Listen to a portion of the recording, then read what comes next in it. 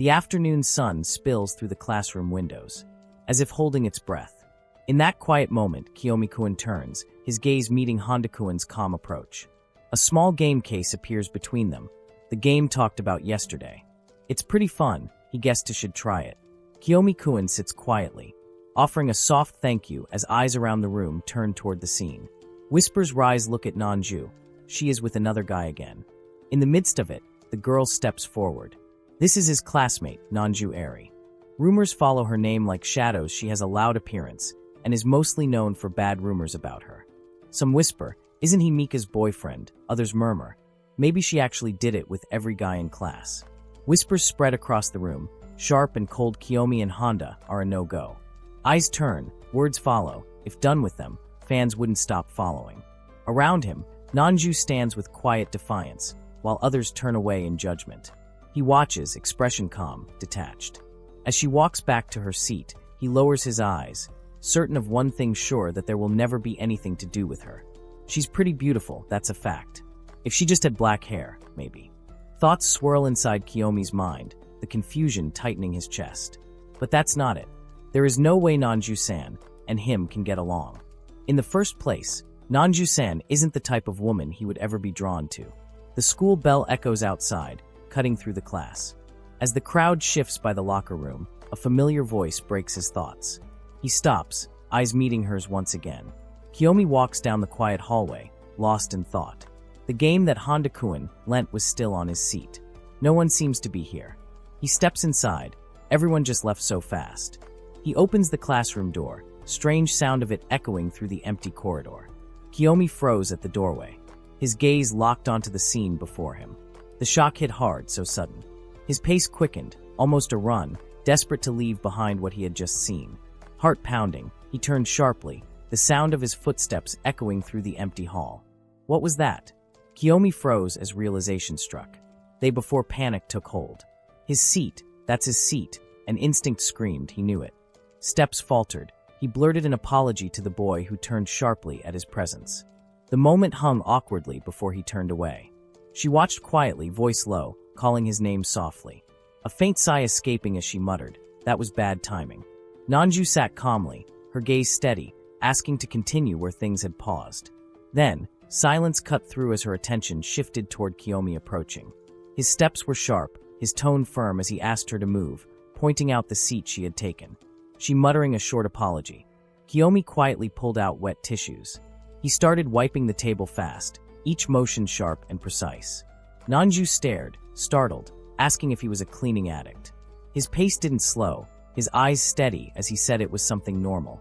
Then his tone shifted, cold and certain it's gross.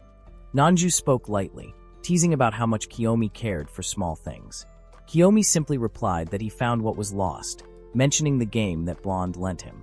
Without hesitation, he turned away, saying sorry for ruining any plans, and walked off with calm detachment. Nanju froze, her teasing expression fading into surprise. Kiyomi moved through the lockers in silence, thinking it was only a rumor. His calm voice echoed in thought. At the end, this had nothing to do with him. A sudden pull, a force, and Nanju stood before him, pressing him back against the lockers. In that instant, the calm he carried shattered, her presence too close. Nanju called out, her voice sharp, telling him to wait. She demanded to know why he went off, and ignored her, reminding him she said they could do it. Kiyomi looked at her calmly, asking if something was needed, replying that even if it was said, he didn't want to do it. Her expression shifted, the truth cutting deeper than anger. She didn't want to do it with someone who was involved with lots of people. Silence followed, and the distance between them became final. Kiyomi's voice stayed calm, admitting no experience. Nanju faced him, saying it should be with someone as inexperienced as herself. His tone turned cold, apologizing that she was simply not his type. She tried to speak but stopped halfway. He adjusted his glasses, declaring his preference, black-haired, neat girls, someone like Tadu Madoka in Sparkling Memories 3, weaving 3 fateful promises with the chosen ones. The words cut clean, leaving only silence. Nanju stood frozen as the name Sparkling Memories 3 echoed in her mind. Kiyomi's calm tone cut through her confusion, calling it a famous game, his words sharp and final. He turned away, saying that was the reason, his farewell quiet but absolute. Her steps slowed as she walked off, the distance between them heavy. Then, alone under the dim light of the corridor, her voice trembled, unable to hold it back. She can't believe it. Inside a quiet room, Kiyomi sat before the dim light of the screen, eyes fixed on the image before him. The voice from the game echoed softly, in the game Madoka asking to go back home together. His expression stayed unreadable as the thought crossed his mind. If there were ever someone to date, she would have to be like Madoka. The thought struck hard. Can't stand someone as flashy as Nanju-san. In the hallway's glare, Nanju stood before him. Yet as their eyes met, the world felt unsteady for a second. And deep down, the truth pressed in, would only be charmed. Kiyomi eyes distant as the words formed within, by a beautiful black-haired girl. Then the with black hair stepped in, her hair flowing like ink beneath the morning light. His gaze locked on her, someone like that. His chair scraped against the floor as he shot up in surprise.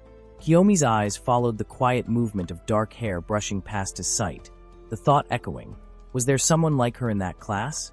His heart tightened as he stared, the words forming within, a beautiful black-haired girl, just like an ideal woman. Then, she turned slightly, asking if that seat was his. It felt like a dream, her voice steady, her hair shifting with each movement. She said good morning, simple and clear. Then reality struck. It was Nanju-san. Kiyomi stiffened, his composure breaking as she noticed his reaction, her tone sharp and questioning, asking what was with that reaction. Nanju's voice broke the silence, sharp and steady as she asked for a moment. Kiyomi stood still, adjusting his glasses, saying he had something to say. Her eyes locked onto him, her tone carrying a quiet challenge. She stepped closer, her hair swaying lightly as she spoke again, just as he said, black-haired and neat. Kiyomi stepped back, confused by her sudden change, his voice tense as he questioned her neat appearance. Nanju stood firm, her buttons done all the way up, her gaze steady as she met his words. He asked why she went so far, his tone caught between disbelief and concern. Her eyes softened, her voice low and certain, because it was the first time this had happened. Kiyomi stood firm. As Nanju voice calm, she said he had told him to do it with her, and he had rejected her. Nanju faced him, declaring she intended to make him want to be with her. But his answer came sharp and cold. He apologized and passed, stepping away as her determined gaze followed in silence. Nanju stood uneasy, sweat tracing her cheek as she called out his name again and again. During break time, catching the attention of Kiyomi, who barely looked her way. She appeared once more during pee, calling for him again. Even in the toilet, questioning why he was there. Finally, Kiyomi turned, frustration breaking his calm, shouting how persistent she was, his patience clearly at its limit. She faced him, insisting on what she wanted, but he answered coldly, uninterested. Kiyomi stood firm, his voice calm yet distant, saying it would be better if Nanju became more composed.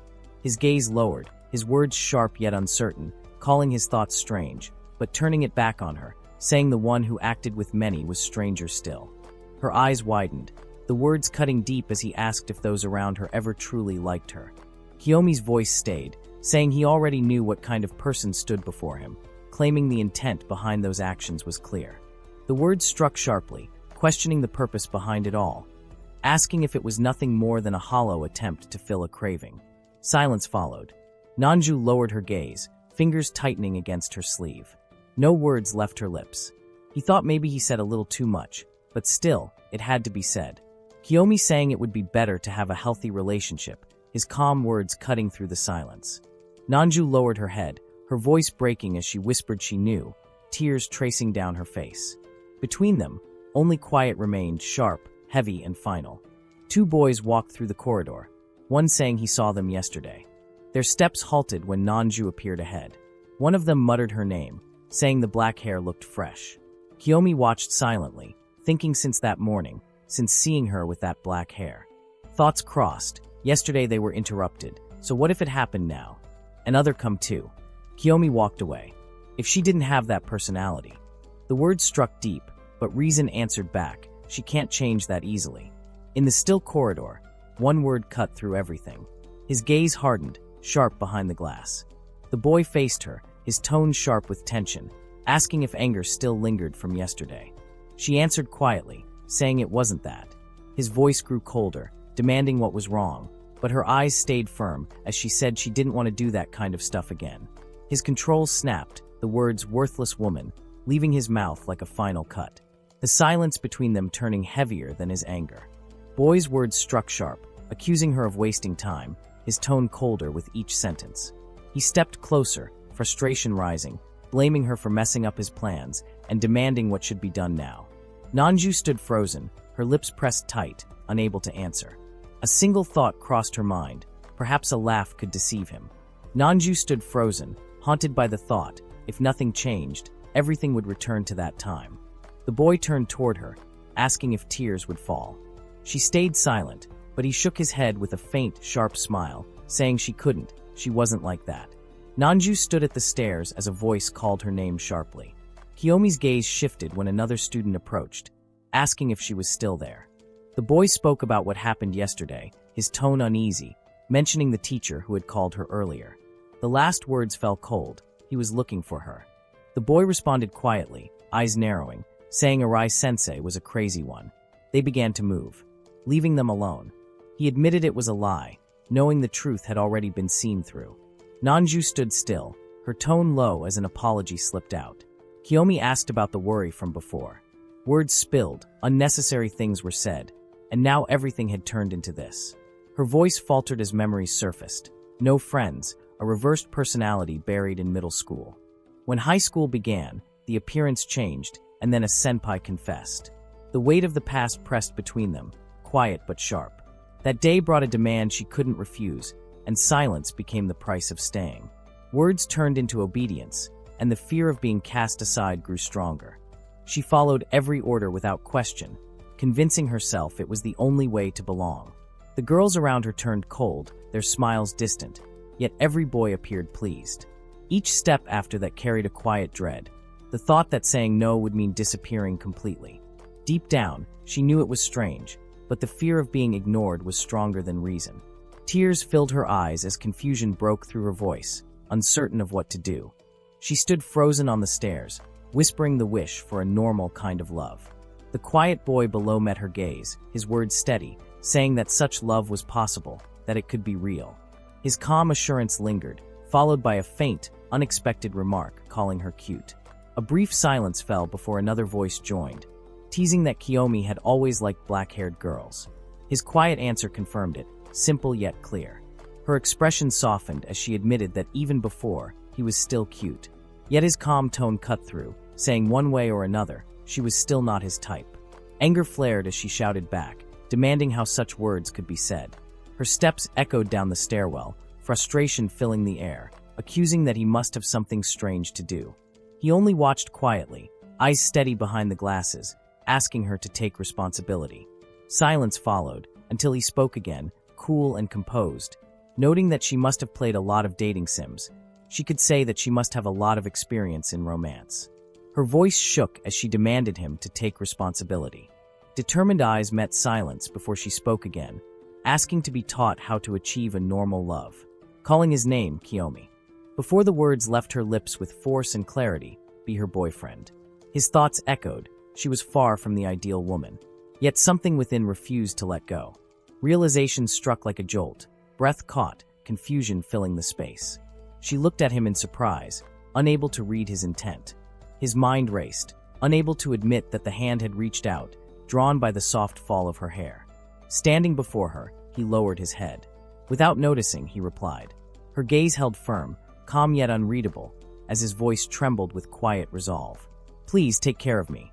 Nanju called out to Kiyomi, her voice firm, eyes locked on him. She asked what he meant, frustration clear in her tone. In the quiet classroom, she stood before him, saying yesterday he left without her. Kiyomi looked up, confused, hearing her say she thought they were going home together. His friend muttered that no promise was made, but the weight of her words lingered. Kiyomi stayed silent, his thoughts frozen on yesterday. Nanju stood before him, her tone sharp yet calm, saying if it was going to happen, at least she wanted to be told. Her eyes lowered, the light fading from them as silence took over. Kiyomi spoke with a calm face, saying they were dating, but doubt lingered in his eyes. Nanju's voice broke through, demanding to be taught how to achieve a normal love. Her expression was fierce, desperate. He looked down, quietly thinking it seemed like child's play, believing that someday Nanju would lose interest and leave. Still, he told himself to try not to get carried away. Kiyomi looked up, quietly asking what she meant. Nanju stood before Kiyomi, her voice sharp as she mentioned the change in hair, telling to go back to how it was before. Her hand brushed through her dark strands as she smirked, saying black-haired girls were once his type. With a firm gaze, she admitted not particularly liking it, but she wouldn't give up. Nanju leaned closer, saying it was about doing it together. Kiyomi turned in confusion. Her whisper carried intent, close enough for him to feel the weight of it. His composure shattered, eyes wide as he questioned if that thought still remained. Her reply came sharp and unwavering, of course. She teased, saying that wasn't something from a normal romance, then smiled brightly, declaring they'd go home together, and called it a promise. Kiyomi stayed calm, thinking that everyday life won't change, but as her words echoed, his composure broke, his voice trembling as he said not to get carried away. After school, Nanju walked beside Kiyomi, as she said she'd been thinking if this was a normal romance. Then, declared they should go on a date on the weekend. Kiyomi's calm expression barely moved as he replied there was one problem, his quiet voice cutting through her excitement. Kiyomi stood stiffly, admitting he didn't have casual clothes, only a jersey or t-shirt at home, saying he basically didn't go out. Nanju tilted her head, asking how that was, and he quietly showed a shirt with an idol's face, saying he had this. She looked at it, stunned, then with a bold smile lighting her face, said only one thing, let's go then. The city buzzed around them as they stepped into the shop, the air shifting with quiet tension. Nanju glanced at the racks and said they should buy some clothes here. Kiyomi looked uncertain, admitting he didn't know what to buy. Her eyes turned sharp with decision. She could choose for him. Then, with a faint smile, she said she would also buy some things. Nanju pointed at the screen, saying they could wear matching clothes, calling them cute. Kiyomi looked unsure, saying it didn't fit, but she insisted it would. Moments later, he stood silently in front of the mirror, dressed neatly, his eyes steady. From behind the curtain, Nanju stepped out with a bright smile, asking how it was and if he liked it. Nanju held up a new outfit, asking how about this one, her voice bright with hope. Kiyomi stood silent, wearing the matching shirt as she asked, this one? A pause followed before both gave up with a quiet, let's give up. But then, her eyes lit with determination, whispering she knew. Moments later, the phone in her hand lifted. She turned away, saying to change clothes first, wait a sec, before disappearing behind the curtain. Nanju called Kiyomi's name, her voice sharp and certain. He turned quickly as she answered with quiet confidence, right? Gathering the clothes in her hands, she stepped forward and declared with a bright smile, let's buy these. Kiyomi moved toward the counter, asking the store clerk if she could cut the tag. Her eyes followed, focused and calm, as the word echoed softly, tag. Kiyomi stood still as a sharp voice called out, commanding to come closer. Confusion flickered in his eyes as tension filled the air. The question came, why were they here, each word carrying a chill? Before the silence could linger, Nanju's voice cut through with quiet defiance, declaring that the one who should be saying that stood before them. Inside the shop, the two boys moved quietly, avoiding eye contact as tension lingered. One of them recalled how those were the ones who talked yesterday, realizing they were here again. From behind the curtain, Nanju watched, noting they seemed to be leaving. The moment felt heavier than it should. Kiyomi's expression stayed calm but strained, thoughts clear, leave already. Nanju stood frozen for a brief second, startled by the sudden tension in the air. The curtain fluttered as silence filled the space. Kiyomi's reaction came quick and sharp, his face flushed as he shouted in disbelief. She teased with playful calm, only for the atmosphere to shift when she warned that someone might see. He turned away, uneasy but trying to hide it, muttering that it was just kidding. The moment broke with soft laughter and a quiet apology.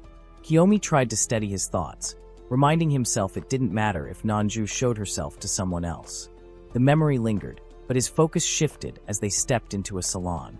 Nanju walked with calm confidence, her presence drawing light glances from those around. The stylist greeted her warmly, surprised yet pleased, calling Kiyomi her cute little boyfriend.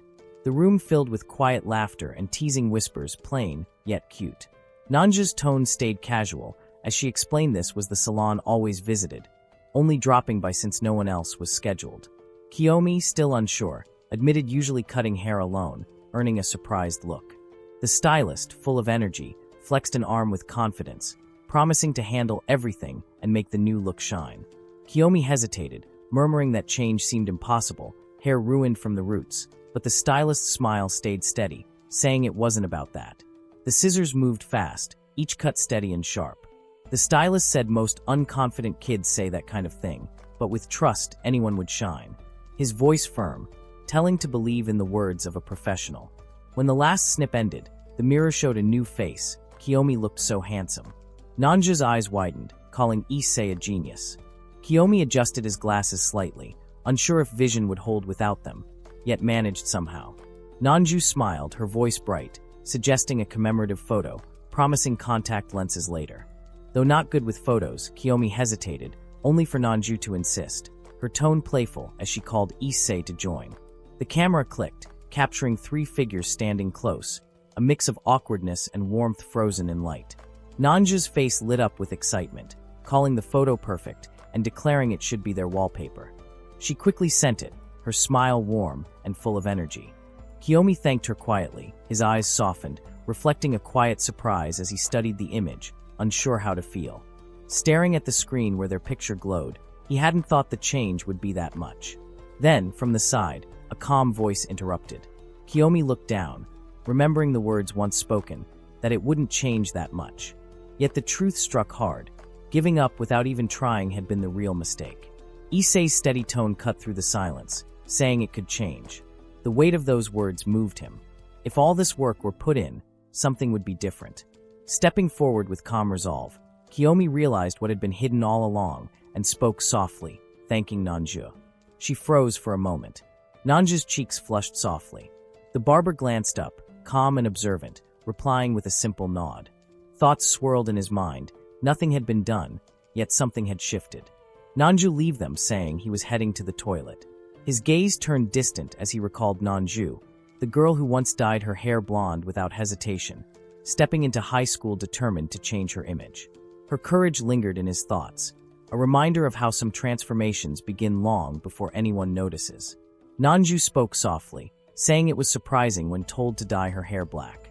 She didn't particularly like it, but wouldn't give up. Kiyomi, wondering if maybe she didn't like blonde anymore. Words almost forming before fading into silence. In that quiet moment, only one thought remained, that he know it. The classroom buzzed with ordinary noise until Nanju suddenly called out. Kiyomi sat quietly by the window. Kiyomi simply rested his chin on his hand, calm and unbothered, as she realized he had gone back to how it was before. She said the style suited better, leaving her standing there, stunned. His calm voice breaking through the still air, as he said it was fine if Nanju returned to blonde again. He admitted it was true, black-haired girls had always drawn his attention, but that truth no longer held the same weight. Alone later, his gaze fixed on the screen before him, the thought echoed softly. Affection had never begun because of black hair, but because of something deeper that couldn't be dyed away. It began because of her personality, a charm that quietly drew him in. Without noticing, his heart started to like her appearance. Now facing her, his voice steady, he declared that the ideal woman was someone with black hair and neat right now. Her eyes met his, calm yet sharp, as she replied with quiet resolve, "Black hair is just fine." Kiyomi's voice trembled, his words careful and sincere. It wasn't about having black hair or not. Nanju stood before him, asking what it truly was.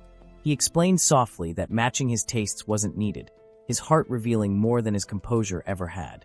She believed it was more charming when someone did the things they liked the most. He once said he didn't like girls who wore those things, his voice cold and distant. Those words lingered until now. Across the table, his calm cracked as he asked if dyeing her hair meant breaking up. He stood firm, saying he wouldn't stop. Her answer was unwavering. Nobody would have said something like that. As she asked, almost testing, if that was so. The next day, Nanju walked in with a bright smile, her voice full of energy as she declared she went back. Kiyomi watched her. A faint smile crossed his face as he noted she looked disappointed. Kiyomi's eyes narrowed behind his glasses, voice steady as he said it's not that, but his gaze fixed sharply ahead, noting every detail. Nanju stood still, her voice gentle as she said but well. A faint smirk formed on Kiyomi's face, his calm turning firm. Definitely. Nanju's soft gaze lifted as her lips curved into a gentle smile. Saying this way is something more like her. It's good, she added. Her friend blinked, confused, asking what that meant, but Nanju laughed suddenly, waving her hands with flustered charm. telling not to say things like that all of a sudden. The tension faded, replaced by light-hearted energy as she remembered they bought new clothes. Then she stepped forward, saying with steady resolve, "Then let's go." Nanju stood under the city lights, her voice bright with excitement as she called out, saying this was a date. The day began beneath the towering sign of Ikebukuro Station. Crowds moved in steady waves as Kiyomi stepped forward. Today marked something different, his first date, and it was with Nanju-san. It was a first in his entire life, yet no trace of nervousness crossed his composed face. Amid the noise and passing faces, a small thought surfaced. There was no fear, no hesitation. He didn't know why. Going out with Nanju-san seemed like a love game, and if the whole day was spent together, perhaps something would change. Then a voice called out, "Kiyomi." She ran toward him, panting, apologizing for the wait. She smiled, saying she missed the train and started running, now all sweaty. He looked at her calmly, thinking Nanju-san would lose interest soon, that she should give up on him.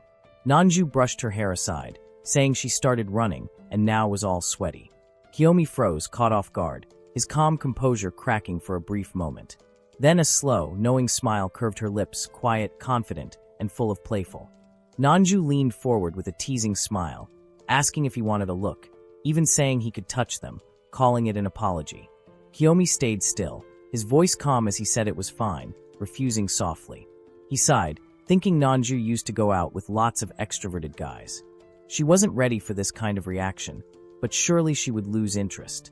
Maybe she had a great time before, but not this time. Kiyomi looked calm yet uneasy as Nanju asked if being seen together bothered him. Her teasing tone softened when she warned that people around could stare, suggesting to cover a little. His eyes shifted away when she asked about the umbrella. Lightning flashed above the city, cutting through the silence as thunder rolled in. Both turned toward the window. Rain began to fall again, steady and unrelenting. Nanju's surprised voice broke through, questioning the sudden rain, while Kiyomi answered quietly, saying the forecast had predicted it this morning.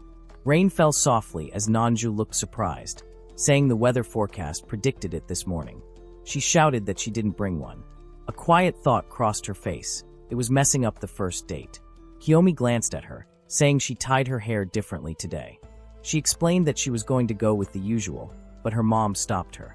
He said to let him do something about it.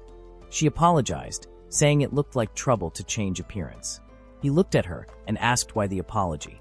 Nanju smiled, saying it's normal to change an outfit, and that the outfit only suits her. Kiyomi stayed silent for a moment, then said it makes him happy that he can learn of a new version of her. When she asked what they were going to do today, he said he thought about the amusement park, but since it's raining, they should just go shopping. She pointed out that way, saying there are lots of stores. He nodded quietly and said, "Well then." With a soft smile, she answered that she'll be in his care. Honda stayed silent for a moment, his gaze steady. Nanju suggested buying an umbrella nearby, but he quietly replied that it's fine, they could walk together like this. She mentioned how such moments often appear in manga and games, asking if he didn't like sharing one. He looked ahead and simply said, "Yes, even in Kira memo." As they walked side by side beneath the umbrella, she smiled softly, saying he seemed excited now that she was close to him. Rain fell softly as Nanju stepped closer, her voice calm and teasing, saying the words with quiet certainty, "You mean something like this." Rain splashed across the street as Kiyomi flinched, shouting, "What are you doing?" and Nanju laughed softly, saying, "Hey, we'll get wet." He pulled back, muttering not liking being touched that much, while she tilted her umbrella, teasing that being a cleaning addict made sense after all. He stopped, eyes steady, saying since dating, better try to get used to it. Her steps followed his, voice calm but firm, saying we can do it all day if want. Then Nanju adjusted the umbrella and said like this, smiling as she leaned closer. With a teasing tone, she added, not touching directly. Kayasuk stayed silent for a moment, thinking, before finally muttering, "Well, guess it's fine," while she watched him with a gentle, satisfied smile. Under the soft light of the city, Nanju looked up, her voice calm as she asked where to go. Kayasuk glanced beside her, wondering where Nanju usually spent time. She paused, eyes thoughtful, saying before it was different. Her tone turned light, almost careless, saying it didn't matter where to go.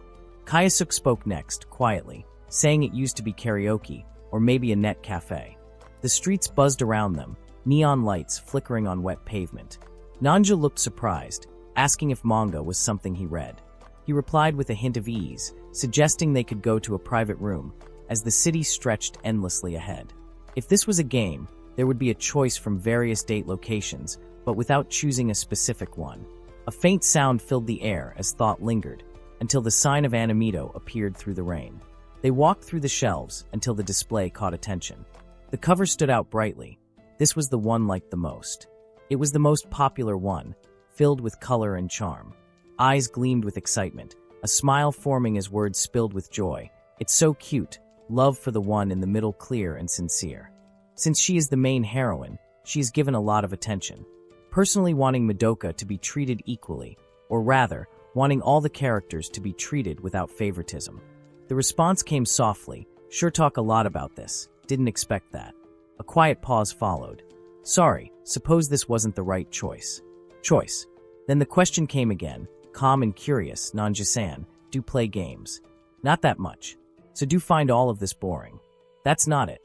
Her eyes softened, a gentle smile forming as she looked ahead. Happy that someone was showing what they liked, her words carried warmth that lingered in the air. The quiet moments stretched between them, calm yet stirring, as he finally spoke, his gaze steady and sincere. Hadn't had a date like this before. A bright smile spread across her face as she said it was fun, her voice filled with warmth. Trying something new brought a gentle glow to her eyes, soft yet lively. He watched her quietly, unsure but captivated by the moment. A faint thought echoed within, so Nanjin does have an interest in him. He once thought she was only spending time with him out of curiosity, seeing him as something different, an introverted type unlike what she was used to, and found this as something new. But then her bright smile said more than words could. This meant she didn't hate it. In that quiet moment, it became clear she was really having fun with him. After the silence settled, he asked to go somewhere after this, his tone calm yet unsure. She paused, her gaze steady, asking where to go, anywhere she liked. His thoughts echoed firmly, anywhere except a hotel. She nodded, thinking carefully, eyes drifting as she considered the options. Soon after, both stood before the wide glass window, the city blurred by mist and rain. She looked outside, her voice soft, noting how the fog covered everything because of the rain. Nanju called Kiyomi to come closer, asking if there was fear of heights. She smiled softly, saying it was just that there were good memories there. She remembered coming with family when still a child, and how the view was amazing back then. It brought a lot of memories, she said, her eyes distant as the city stretched before her. Kiyomi walked beside her, saying it was more than just like, explaining that since there were no friends, time was spent hanging out with family. The air felt quiet, filled with echoes of memories that lingered between them. When entering high school, everything changed, and there was no idea where to go. Family asked where the destination was, but there was nothing to say, only lies. Nowadays, they don't ask that much. But today was different. Today there was something to talk about, where it went, how fun it was, and how much of a blast it had been. Kayasuk stood quietly, a faint smile softening his calm face as he watched her speak with bright eyes. She appreciated her family deeply, her words carrying warmth as she spoke about being on good terms with them. Then came a small pause, her tone shifting when he asked if that family talk included a brother. Her expression changed, startled at first, then thoughtful, eyes drifting away as if searching for words. The air grew still as he noticed the unease in her gaze, remarking softly how puzzled she seemed, while she whispered it was just that. Nanju spoke calmly, saying it wasn't something bad, just surprising. Nanju blinked, caught off guard as he mentioned thinking she was someone who cared deeply about her family. Her eyes widened in confusion while he looked at her with quiet thought, realizing these small, unexpected moments made her seem more genuine than imagined. His gaze softened, finding something new, something good, about Nanju that stirred an unfamiliar warmth within. She straightened, eyes lighting up with sudden realization, recalling something with a bright spark of memory as her voice rose with excitement, saying she remembered. Nanju held a small bag and said it was bought in secret at the store, planning to give something. In her hand was a Kira memo keychain, the Madoka that was liked. She smiled softly, saying since the character was cute, another one was also bought. Both could have matching ones as a souvenir from the first date, the small gift shining between them with quiet meaning. Honda called out softly, Nanja's name leaving his lips as his eyes widened. Bought it, the thought crossed his mind, quiet and unsure. The silence lingered until Nanja's voice broke through, calm and gentle. "Thank you so much." Then came the question, hesitant yet sincere, "Don't like matching ones?" His answer followed, brief but firm. Her gaze lowered slightly. The words that followed carried a quiet pause. "It's just that." Honda calmly said that she isn't Madoka. Nanju widened her eyes in shock, letting out a surprised sound. Then she quickly explained that there's a Kohai character in Kira Memo that has black hair too. She looked flustered, realizing her mistake, admitting with a small voice, didn't know. Nanju apologized softly, saying the surprise got ruined and that she should have asked first.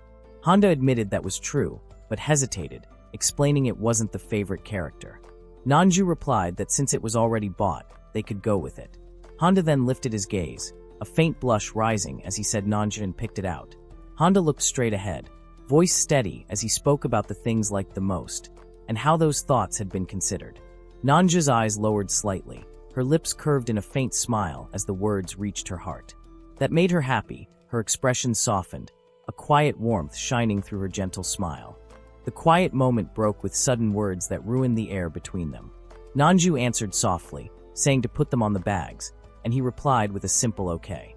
As they walked together, she spoke again, saying next time, to go to the amusement park, then to buy other matching items. Her voice softened as she added that matching items didn't have to be bought every time they went on a date, her words fading gently into the calm light around them. She smiled beneath the sunlight, saying the wish to have lots of key holders in the bag, then softly continued, "From now on, let's go to a bunch of places together." He looked at her quietly, the light reflecting in his eyes, before answering with a calm voice, "Shall we?" He stood quietly, thinking today was going to be the end, yet a small spark of hope lingered, looking forward to next time.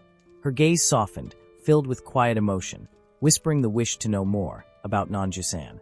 The air between them grew warmer, and she smiled, realizing it was the first time such words had ever been shared on a date. With a soft smile, he thanked her for the day, saying it was real fun. Her eyes sparkled as she admitted being glad to go out together. Both stood quietly for a moment, sharing a calm warmth between them. Then, with a hint of courage, he suggested going somewhere else next time. The sky stretched wide above them, the heat lingering in the air. A rainbow appeared, bright and clear, marking the end of a day that felt greater and more exciting than ever imagined. During a quiet lunch break, the calm air wrapped around the school courtyard. From the staircase, Nanju called out softly to Kiyomi, her voice carrying a hint of curiosity. With eyes that seemed to search deeper than words, she asked about tomorrow, if there was time after school. The question hung between them like a quiet spark. Sitting together on the steps, Kiyomi adjusted his glasses, his tone steady as he answered that nothing filled his schedule. Nanju spoke with a gentle smile, saying tomorrow her parents were going to stay at some hot spring, so she would be by herself at home. Kiyomi looked at her and asked why not go with them. She answered softly, saying there was school, and even married couples needed some time for themselves. The room fell silent as the moment lingered between them. From the side, a quiet voice escaped, carrying a single word. Kiyomi looked up, while Nanju leaned closer with a soft smile, asked him to come. Kiyomi leaned back in surprise, flustered as the distance between them vanished too quickly. The tension cracked with a sudden outburst, too close. Nanju blinked, tilting her head with playful confusion, asking if it was too close, while a faint voice in the background muttered about being able to hear them. Kiyomi looked down, hesitant, his words soft as he mentioned not minding going to her place. Her apology came light-heartedly, yet her gaze turned firm as she declared not doing what was expected. Her eyes narrowed, testing, asking what he was expecting. His hands froze, the air between them thick with unspoken meaning, until his face flushed red and his voice burst out, "Okay, got it." Sitting side by side, Nanju leaned forward slightly, her tone gentle yet curious as she asked if it was all right to eat together during lunch. Kiyomi looked up, puzzled, questioning what she meant. Her smile brightened as she mentioned having friends, specifically Honda. His name slipped out like a spark, making Kiyomi's gaze shift. She spoke cheerfully, confirming it was Honda, then paused when asked if she had eaten with him before. Her expression softened as she admitted they always spent lunch separately. The reason came simply, Honda had a girlfriend in another class, leaving the air between them quiet but strangely thoughtful. Nanju was told she was being rude, and surprise struck as the thought echoed, he has a girlfriend. That was not expected. Kiyomi looked straight ahead, and said that if something wasn't liked, just say it. Nanja's eyes lowered slightly, her voice soft as she answered not to worry about these things, it was all right. The morning began with a quiet greeting, the next day unfolding like any other. Yet as the classroom filled, one seat remained empty. Nanju didn't come today. Kiyomi sat still, adjusting his glasses, eyes tracing the vacant spot where her presence usually lingered. A message blinked on his phone, her words simple but heavy. This was not the time to be fooling around, a high fever keeping her down. A message was sent, a gentle offer to bring something after school if things weren't great. The reply came swiftly, playful and unexpected, leaving the air heavy with silence. Kiyomi's gaze lowered, his calm eyes flickering with quiet thought before another message followed, asking for something simple and kind. He exhaled softly, resting his phone down, the glow of the screen fading as his expression settled into quiet resolve. Just rest, nothing more. Kiyomi leaned against his hand, eyes half-lidded as a quiet sigh slipped through his thoughts, good grief. Outside, sunlight brushed the school walls, a soft rhythm filling the air. The classroom buzzed faintly before falling into calm, a classmate calling out an invitation. Let's go home together. With composed movements, he fastened his shirt. A message glowed softly on the screen, asking how she was feeling right now. Silence filled the room, and the clock ticked quietly as he stared ahead, wondering, is she sleeping right now? His expression stayed calm, his thoughts steady. Her words echoed in memory. Tomorrow the parents are going to stay at some hot spring, so we'll be by oneself at home. The city stretched under the quiet sky, rows of buildings standing still as Kiyomi walked toward the apartment. The echo of his steps matched the rhythm of his steady breath. Though the words once said wasn't going to come, the moment now proved otherwise, ended up coming. The door opened with a faint click, revealing Nanju's startled face as her soft voice broke the silence with a single word. The door opened wider. Nanju stood in front, surprise flashing across her face as her voice softly called out his name. Nanju said it was thought there wouldn't be a visit, but there she stood, catching Kiyomi off guard. The silence of the city hung between them as the words followed. Of course, catching a cold would happen if wearing that. Her tone shifted, asking why there was anger, the air thick with unspoken thought. On the small table lay a quiet scene, and with a calm voice she explained, it wasn't always worn like that. It was only because of sweating too much after waking up. Kiyomi stood by the bed, words slipping out as thoughts raced faster than calm could contain. Nanju spoke softly, explaining the rush after the bell rang. His gaze lowered, tension rising with quiet embarrassment. The question hung, whether it was hated, but the answer came steady no. His tone leveled again, remarking how anyone would be surprised seeing her like that, but asking not to do it again. If Nanju didn't care, then there was nothing more to say. When asked about her parents, the reply came simple, nope. Nanju lay quietly beneath the blanket, her eyes soft with thought, whispering how telling them would only make them rush over, not wanting to ruin their trip. Kiyomi watched her in silence, the faintest smile touching his lips as understanding settled in. His calm gaze softened, and within that moment, a quiet thought formed, what a close family they truly are. Kiyomi called Nanju's name as the sound of a growl echoed softly in the room. He asked if food had been eaten, and Nanju, still under the blanket, answered that pudding had been eaten in the morning. He said he would buy an instant porridge, and she replied with a cheerful. The microwave hummed softly as the porridge warmed inside, steam beginning to rise from the cup on the counter. Kiyomi placed the bowl before Nanju and quietly said to go ahead. But instead of taking the spoon, she looked up, her eyes steady, asking for it to be given to her. He hesitated, telling her to eat by herself, yet her silence lingered, filled with quiet insistence. She took a bite and shook her head, saying it wasn't too hot. With a soft smile, she looked at him as he asked if Nanju-san was all right. She answered that she was still ill, but he reminded that she could eat by herself. She looked at him again and said, "One more, please." A hand moved quickly, a voice urging to hurry, but the motion caused a small accident. Nanju froze, startled, eyes wide as warmth spread across her clothes. Kiyomi instantly apologized, panic in his tone, while she smiled softly, telling not to worry, saying the rush was her fault. Then, with calm and a teasing look, she leaned closer and simply asked if it should be cleaned up. Kiyomi froze for a moment, startled, before quickly adjusting his glasses and asking for the tissues. With a calm yet flustered tone, he said it could be handled alone, trying to regain composure. Nanju's gaze softened, her voice teasing as she mentioned how a cleaning addict must hate such things. His hand paused midair, unsure, while her eyes dimmed slightly as she whispered an apology, saying if that was the case, then sorry. Kiyomi spoke with calm precision, saying it depended, explaining how it was hard to handle being touched with dirty hands, or when people got too close without reason. His words carried quiet honesty, admitting discomfort when someone used his desk or sat in his place. Nanju's quick apology cut through the silence, but Kiyomi continued, his tone steady, recalling how even Honda once felt the same. She listened, thoughtful, remembering how careful she had been before, yet his words about saying it yesterday lingered between them like an unspoken reminder of boundaries quietly drawn. Nanju sat still on the bed, her voice calm as she said it's okay. Her eyes softened, repeating don't worry. Silence lingered between them before she spoke again, asking why still with that. Kiyomi looked up, his tone quiet as he asked, then can't we do it? Her gaze lowered as his hand moved, the motion slow and uncertain.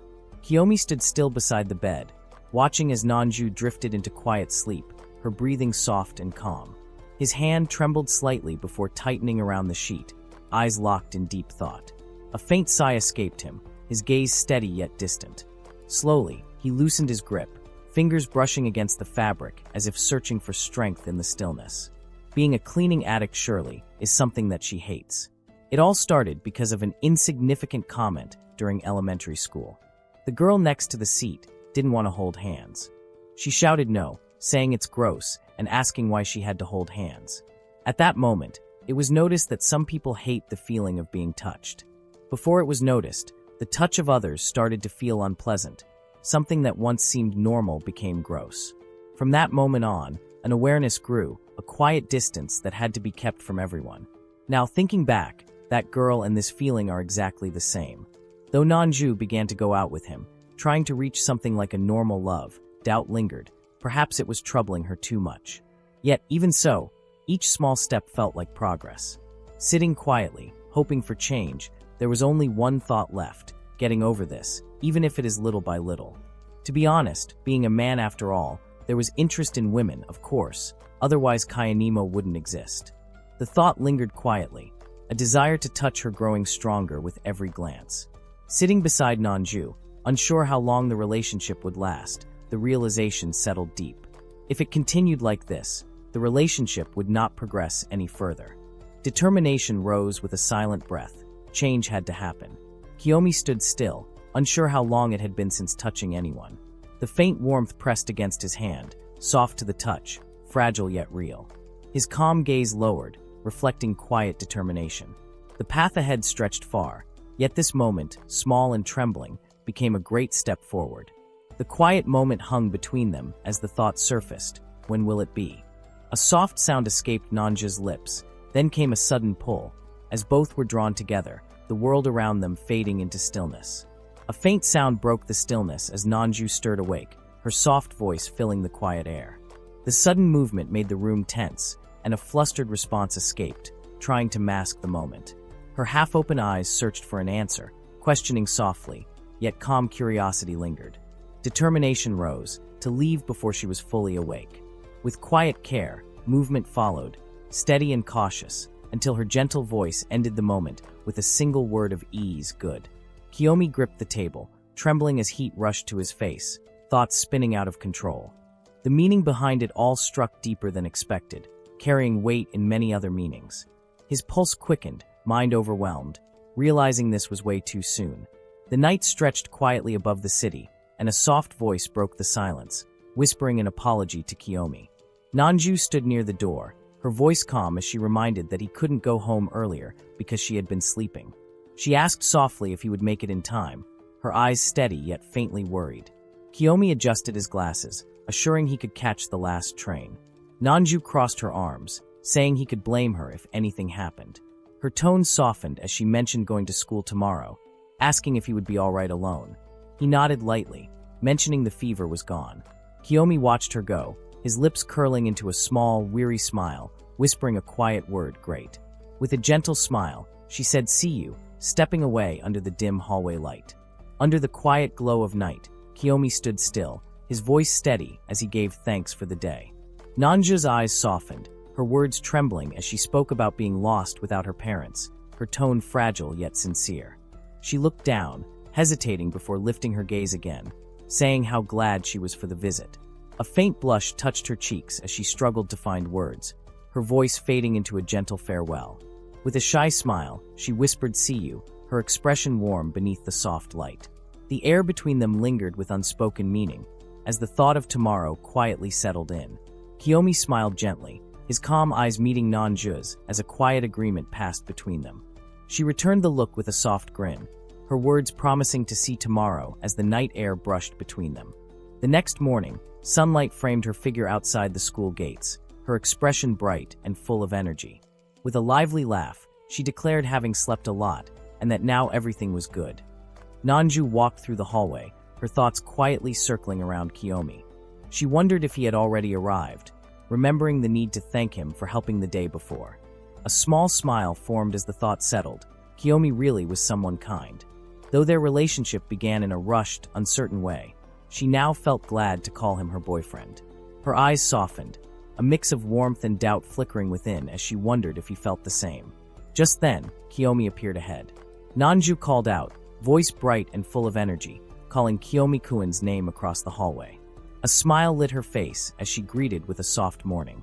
Nearby, another girl turned toward Kiyomi, apologizing for calling yesterday. Her tone was gentle as she looked up at him, saying that in the end, he stayed with her late at night, asking if he was sleepy. Nanju stood still, her hand gripping the strap of her bag as she looked ahead. At least it was fun, she thought. Let's do it again another time. Her eyes widened, surprise breaking through her calm expression as a single thought escaped her.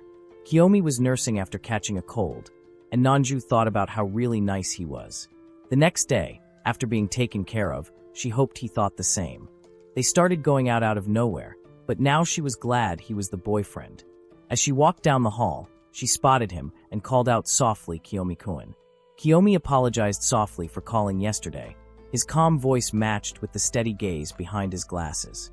The girl beside him smiled lightly, asking if he wasn't sleepy after staying late into the night. Down the hall, Nanju appeared, her eyes bright yet uncertain, watching the two. The other girl smiled again, saying it was fun and suggesting to do it again another time. Nanju's heart skipped. With another girl? Her breath caught as she whispered to herself, almost trembling, "Let's do it again." Nanju watched Kiyomi walk away, her expression slowly hardening as the thought sank in. He met with her yesterday after visiting. The words echoed in her mind. Her lips pressed tight, a faint tremor in her breath as realization began to take shape. They stayed until late at night, so it means, as a quiet storm began to stir behind her calm eyes.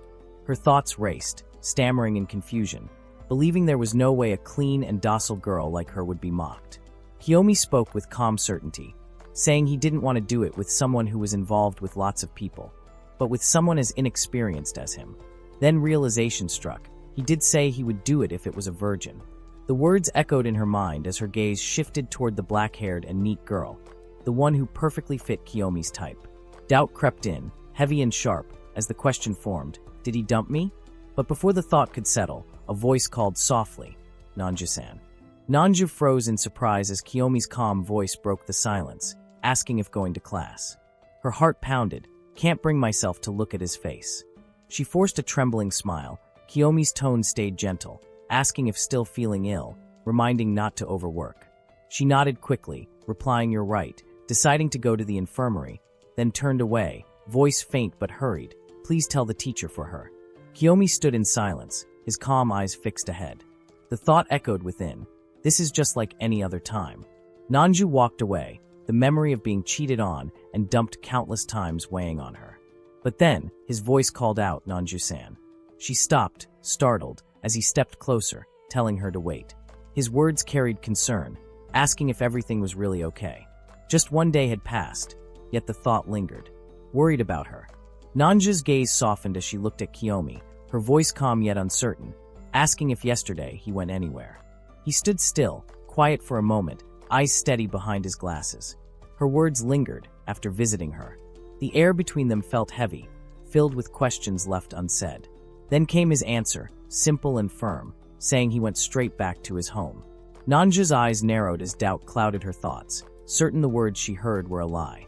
Her gaze turned away, cold and distant, while Kiyomi stood firm, quietly urging to just go to class. She tried to hold her composure, claiming to head for the infirmary, saying everything was fine, though her steps faltered. He apologized softly, watching her walk away. Her eyes glimmered with unease, her voice trembling as she admitted not wanting to talk right now, leaving the air heavy with silence and unresolved tension. Kiyomi sat quietly as the teacher's voice filled the room, his eyes catching sight of Nanju, who had just arrived after the second period. Her attention never once turned toward him, her expression unreadable. The phone screen showed unanswered messages, apologies, concern, silence in return. She wasn't replying, not even glancing his way. Doubt crept in as he wondered if something had caused her pain, his thoughts circling endlessly. Resting his chin on his hand, he stared down, lost in quiet frustration, whispering inside what could it be. The question lingered, unanswered, until the weight of it all sank deep, and all that came to mind was nothing, yet that nothing felt louder than words. From the beginning, Kiyomi sat in quiet thought, the weight of realization sinking deep. It felt like a delicate game, a strange dance between pretending and feeling, where someone as introverted as him ended up connected to someone like Nanju. Perhaps she had simply lost interest, perhaps that was all it was. The thought passed as classmates called out to eat together, laughter echoing faintly through the room. The clock ticked on, time slipping by unnoticed. If things returned to how they once were, he thought, it wouldn't matter. As Nanju's voice called softly from behind, his calm gaze lifted for a moment, the thought lingering, if it turns like that, it doesn't matter. Kiyomi thought everything would return to normal, but then paused, watching Honda walk with Kitagami beside him. The girl's voice carried softly, saying today's meal was tamagoyaki, Honda's favorite. She smiled, holding the food close, saying with gentle teasing. The scene played quietly, a moment of closeness between them.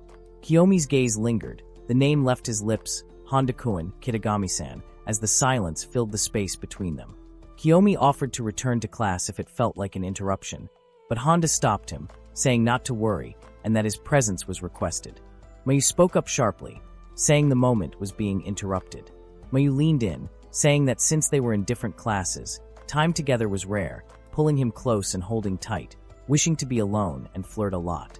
Mayu watched calmly, mentioning that Tawa seemed worried about Kiyomi, so they thought to talk a little with him, reminding that he also stayed with them yesterday.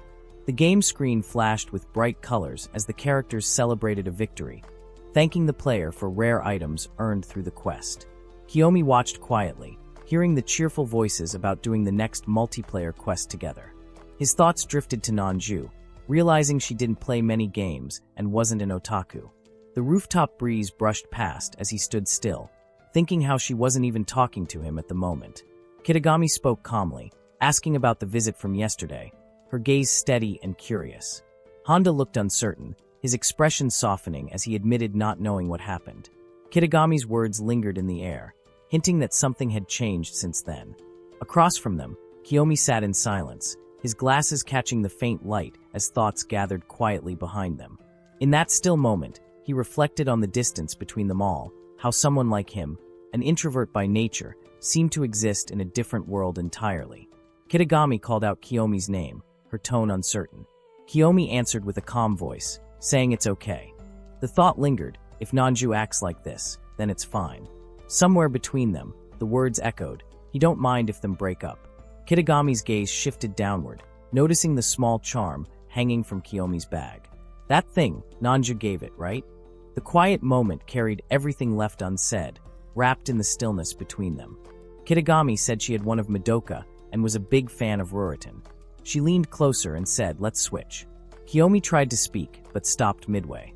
Kitagami looked down and said, if breaking up with her, there's no need to have matching ones, right? Kiyomi lowered his gaze, thinking that she was right, there wouldn't be a need for it. A memory of Nanju's bright smile flashed in his mind, holding the same charm he now kept. Kitagami observed him silently, realizing how unusual it was for him to act that way. In a sudden movement, Kiyomi tightened his grip and refused, declaring it something precious, even if it turns out like that. The air tensed, and Kitagami blinked, slightly surprised, before calmly replying, okay then. Kiyomi was called by name, the sound steady and clear. The words followed, stating the truth, liking Nanju. A denial came fast, claiming it wrong. A flicker of hesitation crossed Kiyomi's eyes, lips parting in silence, unable to form a full thought. Honda's quiet gaze waited, unreadable. The moment stretched thin, flashes of memory surfacing, Nanju's warm smile, her bright laugh. He liking Nanju-san. Beside that voice, Kitagami leaned against Honda with a calm smile, her tone light and certain right. Below that scene, Kiyomi's breath caught, his face tense beneath the glow of his glasses, a quiet thought forming within. Isn't it better if a proper talk with her happens? Kiyomi walked with steady steps, thoughts firm and clear, having to talk clearly with Nanju-san, just as Honda-kun says. Then Kiyomi run to see Nanju, while Kitagami waved gently, wishing good luck. The hallway stretched ahead, empty and silent, each step echoing against the walls. If she lost interest, there's no other way around it, but deep inside, not wanting to go back like before. His chest tightened, his hand clenched, the words echoing stronger, if breaking up like this happens. The hallway filled with quiet determination as Kiyomi moved through the light, his thoughts clear and unwavering. Can't give up without hearing her feelings. His steps quickened, breath steady, that's what was thought. Yet doubt crept in, or maybe something else. Eyes darted from corner to corner, but she couldn't be found. The search stretched across every place that could be thought of, but no sign appeared. Shoulders sank slightly, maybe she left earlier because she was feeling ill. The silence grew heavier until realization struck, left the bag on the rooftop. From the upper floor, voices echoed softly, Nanju-san and Kitagami-san. Behind the glass, their figures stood together, drawing quiet attention. What are they doing together? A faint answer followed, yeah. Kitagami's calm gaze turned toward her, words gentle yet direct, asking if she and Kiyomi-kun were dating. The thought lingered as her expression softened. Kitagami-san is a black-haired and neat girl, just like the ideal girl Kiyomi would want. Her eyes glimmered with quiet resolve, a thought rising strong within, not giving up. Her gaze lingered forward, steady and full of fire. I didn't approach him today, but the feeling refused to fade. Ahead, Kiyomi stood calm beneath the classroom light, his gentle presence drawing her eyes once more. Her heart tightened, the truth breaking through the silence, couldn't stop thinking about him. The air grew still as memories of his quiet kindness surfaced, because Kiyomi. Voice trembled, calling Kiyomi someone precious. The words struck deep, her eyes firm with emotion. Moments later, she faced him again, whispering Kiyomi-kun, while Nanju's calm tone followed, glad everything is fine. Confusion flashed as Nanju questioned, why are you here? Her voice sharp. Froze, panic rising, insisting you got it wrong. It's not like being here would mess with your relationship. Kiyomi turned, calling softly to Nanju, while confusion stirred as Kitagami watched. Leaned close to Honda with a calm smile, her words clear, Honda-kun's girlfriend. Nanju's eyes widened, surprise flashing as she tried to piece together the moment. Nanju explained, it was an online game, the three of them playing together late at night. Honda spoke with an easy grin, saying they were thinking about something silly before Nanju came over. Kitagami blinked in disbelief as Nanju laughed, saying Mayu is Tawakuin's girlfriend. The truth settled sharply, Honda's casual tone cutting through the noise. Kitagami-san isn't neat at all. Kiyomi stood silent beside her, caught between shock and uneasy calm. Nanju froze for a moment, before a nervous laugh escaped her disbelief. Realization struck fast, she just got it all wrong. A soft, embarrassed smile followed as she admitted being so dumb. Kiyomi stood silent, eyes lowered behind his glasses as her words reached him and apologized. The air grew heavy as her gaze softened, a quiet thought slipping through. Kiyomi confessed they agreed to have a normal romance, assuming it would eventually break up. But it isn't like this anymore, so he said it again, his voice shaking yet firm, please go out with me. Nanju stood still, eyes wide, as his words cut through the silence, the weight of his plea pulling them both into a single fragile moment. Nanju snapped, demanding what was being said at this point, declaring it's obvious. Kiyomi hesitated, asking if not wanting to break up meant something more. Nanju's frustration grew, shouting when did that get said, while Kitagami teased, asking if there was a wish to do it. The moment twisted into chaos as Nanju reacted in disbelief, shouting what about a foursome. Nanju spoke quickly, saying 4 people would be too much, while Kiyomi replied it was a joke and they could play together another time. Kitagami agreed with a cheerful sure, leaving Kiyomi surprised. Nanju admitted she hadn't done it before and asked to be taught. Kiyomi answered softly, saying to do it together. In that moment, Nanju became his girlfriend. Kiyomi walked toward the station, knowing today they would go to Honda's place. His girlfriend, Kitagami, would be there, and they would play video games together. It had been done plenty of times, but today felt different. His hand tightened on his chest as the thought settled deeper. Then a voice called out behind him, Kiyomi. Kiyomi turned, eyes softening as Nanju appeared with a bright smile, apologizing for making him wait. Her presence caught the light, her hair flowing as she stepped closer. Because Nanju-san, who was the first girlfriend in his life, would be with them. Nanju came early, her voice light as she said so. Kiyomi looked at her and thought she was beautiful as always. She noticed his flustered look and asked what was wrong. He quickly replied with nothing. She smiled and said to get going. He answered sure, and they started walking together through the quiet street. Kiyomi walked beside Nanju under the bright sky, his thoughts quiet yet heavy. He didn't think getting a girlfriend alone was possible, but having her beside him filled his heart with happiness he couldn't hide. Nanju turned to ask how Honda's house was, her voice soft and casual, yet it struck him deeper than expected. He smiled faintly, realizing he was getting carried away. Kiyomi said it was here, pointing to the tall apartment ahead. Nanju looked up and gasped, saying this apartment must have been made for celebrities. She couldn't believe it and asked in disbelief about the place. Kiyomi replied that the person lived alone from what was known, but didn't know the details. Nanju's surprise grew as she asked, alone, but he's just in high school, right? Her expression turned tense as one thought crossed her mind. Who is he? The door opened, and Honda greeted them with a calm smile, saying welcome as Kitagami stood beside him, her tone cheerful as she greeted and apologized for the intrusion. Kiyomi and Nanju entered, surprised by the casual sight. Honda looked at Kiyomi with slight amusement, noting the change and saying he wasn't in his uniform. Kiyomi answered quietly, saying there were no other clothes to wear. Honda glanced at Nanju, remarking that her clothes were cute too. Kiyomi hesitated, thinking about it and realizing how unusual it felt to come here without a uniform. Honda said Kiyomi looked great in those clothes and haircut too, then told him that when going to Honda's place, go as per usual. Nanju turned and asked what that meant. Honda explained they would be fighting in teams, Kiyomi with Nanju.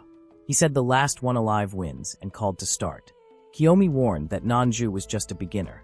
As the game began, an explosion filled the screen.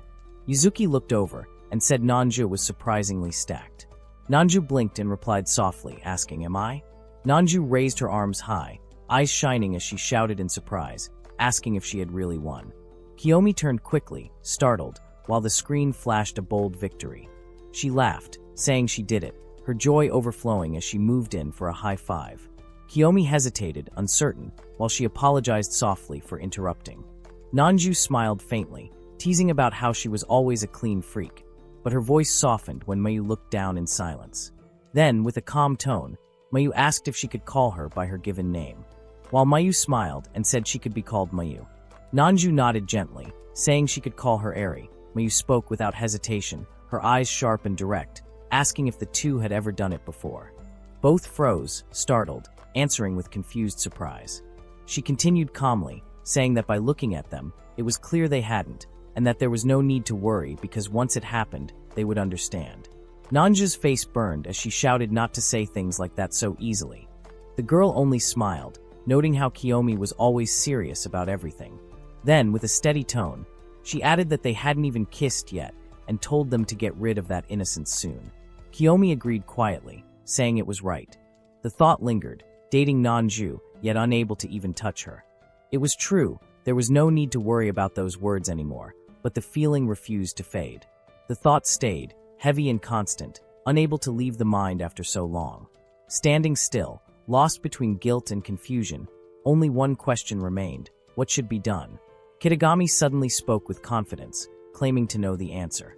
She said women are beings who want to feel touched without hesitation, to be hugged without reservation, to hold hands and feel secure.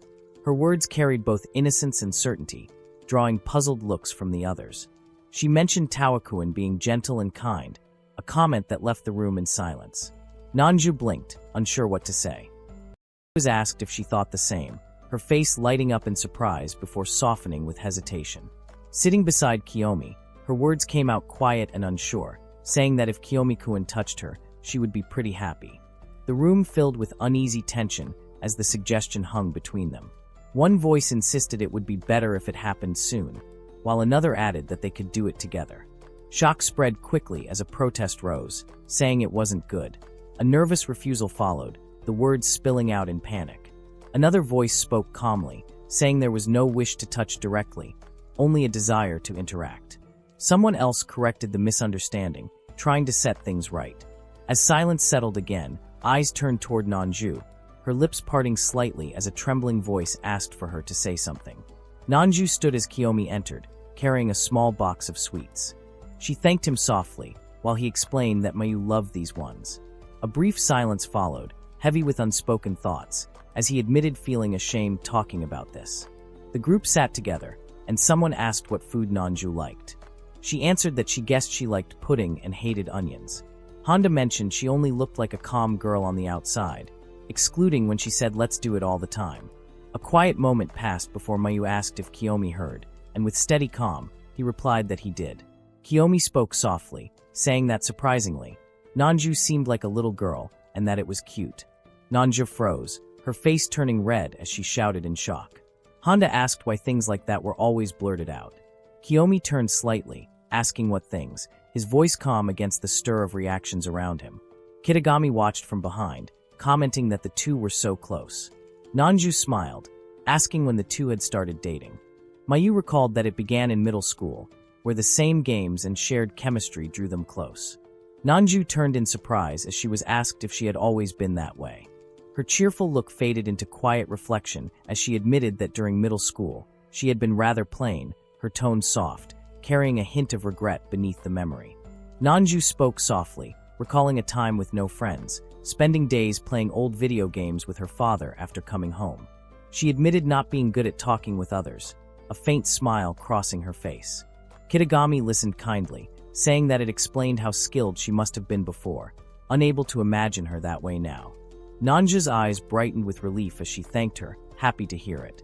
Then, with a touch of admiration, Kitagami mentioned she looked like Emi, a popular model from magazines. Nanju's gaze drifted as old memories surfaced, looking at those glossy pages, feeling a spark of admiration, and whispering once within herself, wanting to be like her. Nanju mentioned going to beauty parlors and using the same products, explaining that it was the reason the hair was dyed. With a soft smile, she said the dream was to work in one of those shops. Sitting calmly, she added that practice had been spent doing nails. Kiyomi noticed the determination in her voice and said she was so good, seeing how hard she worked for it. He thought about how she was even thinking about her future. Nanju looked down, her heart stirring at his words, quietly repeating in her thoughts, "Nanju-san are awesome." The night ended with quiet words at the doorway. A soft thank you for today, and a gentle reminder to be careful on the way home. Mayu suddenly hugged Nanju tightly, saying she was going to feel lonely if Eri left. Her voice softened as she mentioned that the other girls didn't like her that much, and Eri quietly agreed. Mayu's arms stayed firm as she spoke again, saying Eri should feel relieved if they were together. Her tone turned tender, saying Nanju was completely different from the rumors, and that Mayu-chan now loved Eri-chan a lot. Nanju asked if friendship was possible, her eyes wide and unsure. Thoughts echoed about not having friends, maybe just words said out of worry. Kitagami smiled gently, asking if they wanted to go shopping another time. The answer came bright and certain, agreeing without hesitation. Even so, a quiet feeling remained, being happy anyways, because it was all right. Walking together under the fading city lights, the air carried a quiet comfort. She smiled softly, saying it was fun, while he answered calmly, glad she thought so. A silence settled as thoughts drifted, wanting to change, to let go of old habits. Determination formed behind his calm eyes, while she clenched her hand, a spark of resolve rising within. To move forward, change was needed, just like Nanju once did. Under the fading city lights, Nanju was called by name, her eyes turning softly toward the voice.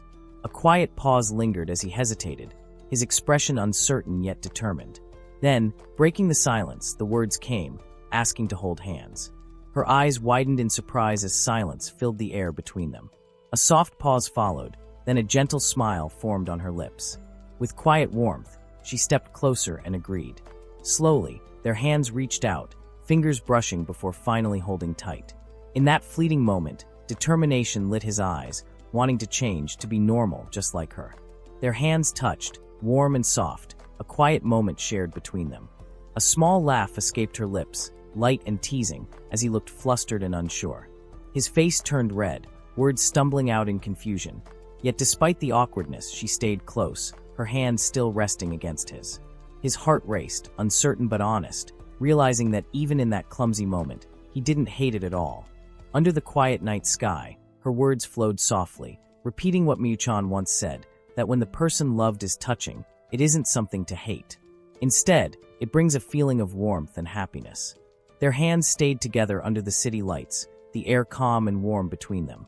She asked softly if walking like this felt right, and the thought echoed, happy that touching Nanju-san felt real. A quiet truth followed, steady and sure, yes. The feeling lingered, simple and full, a warmth that needed no words to explain. As they walked together under the quiet night sky, she turned with a curious smile and asked if she looked better with her glasses. He paused, replying that today she had said to go with the usual haircut and glasses, his thoughts flashing with confusion. Her gaze sharpened playfully, eyes gleaming as she reminded him that nobody would know without them. He stammered, trying to explain it was only because they were going with Honda and Mayu. Her face softened, eyes trembling with quiet determination as a thought bloomed, wanting to be the only one who knows that version of Kiyomi. Embarrassment flushed through the silence, both caught between confusion and something deeper. His thoughts stumbled over the meaning, repeating the only one, as realization dawned slowly. He looked away, flustered, muttering that he got it, while she smiled faintly, whispering with a gentle tone that he didn't understand her, not yet. Under the quiet city night, Kiyomi stood still, his glasses catching the faint glow of the lights. A voice told him he was surprisingly as cute as a little girl, and his thoughts tangled for a moment. Again with that? The words echoed sharply in his mind, followed by a teasing prediction that they would love each other more from now on. Embarrassment flickered across his face, his calm breaking as he tried to hide it. Somewhere nearby, laughter drifted, Mayu saying they would like to interact with Eri-chan, that it was wrong, but not denying it completely. Then came a soft, flustered protest, saying there was no way to do that directly, yet the feeling lingered in the air, undeniable and real. She spoke softly while walking beside him, saying it was about to be a month since Kiyomi and her started dating. With a small smile, she mentioned yesterday's drama, her voice calm and thoughtful. Though their hands almost touched, they still didn't hold hands, believing they would eventually get over this distance. It's a shame, but he is doing what he can. She thought quietly, if he gets over his cleaning addiction and they can touch each other, everything would change. Her heart whispered that they won't just hold hands, they can even be closer. Then, realizing her thoughts, she flushed red in surprise, thinking, what am I thinking? When her name was called, she quickly turned, startled, as he asked what's the matter. She tried to hide her fluster, saying it was nothing, her smile forced but bright. Then the sudden downpour caught them off guard, the sound of rain crashing around as she shouted in surprise. They ran through the wet street, his calm voice pointing to a place for shelter, saying it was raining a lot. She agreed, their footsteps echoing against the pavement as they rushed under cover. Breathless and soaked, she clutched her chest, saying that scared her. Water dripped from her hair as she looked down, admitting she got drenched, while he stood beside her, quiet and composed under the fading rain. The rain poured harder, catching them completely by surprise as they searched for what to do next. Kiyomi glanced at the sky, calm yet certain, saying it wouldn't stop anytime soon. Nanju looked around, her voice rising in disbelief, asking if that was for real. The street glistened under the rainlight, and their clothes clung wetly as they stood near the corner. He spoke again, saying they couldn't enter anywhere while drenched, though they could still run like this.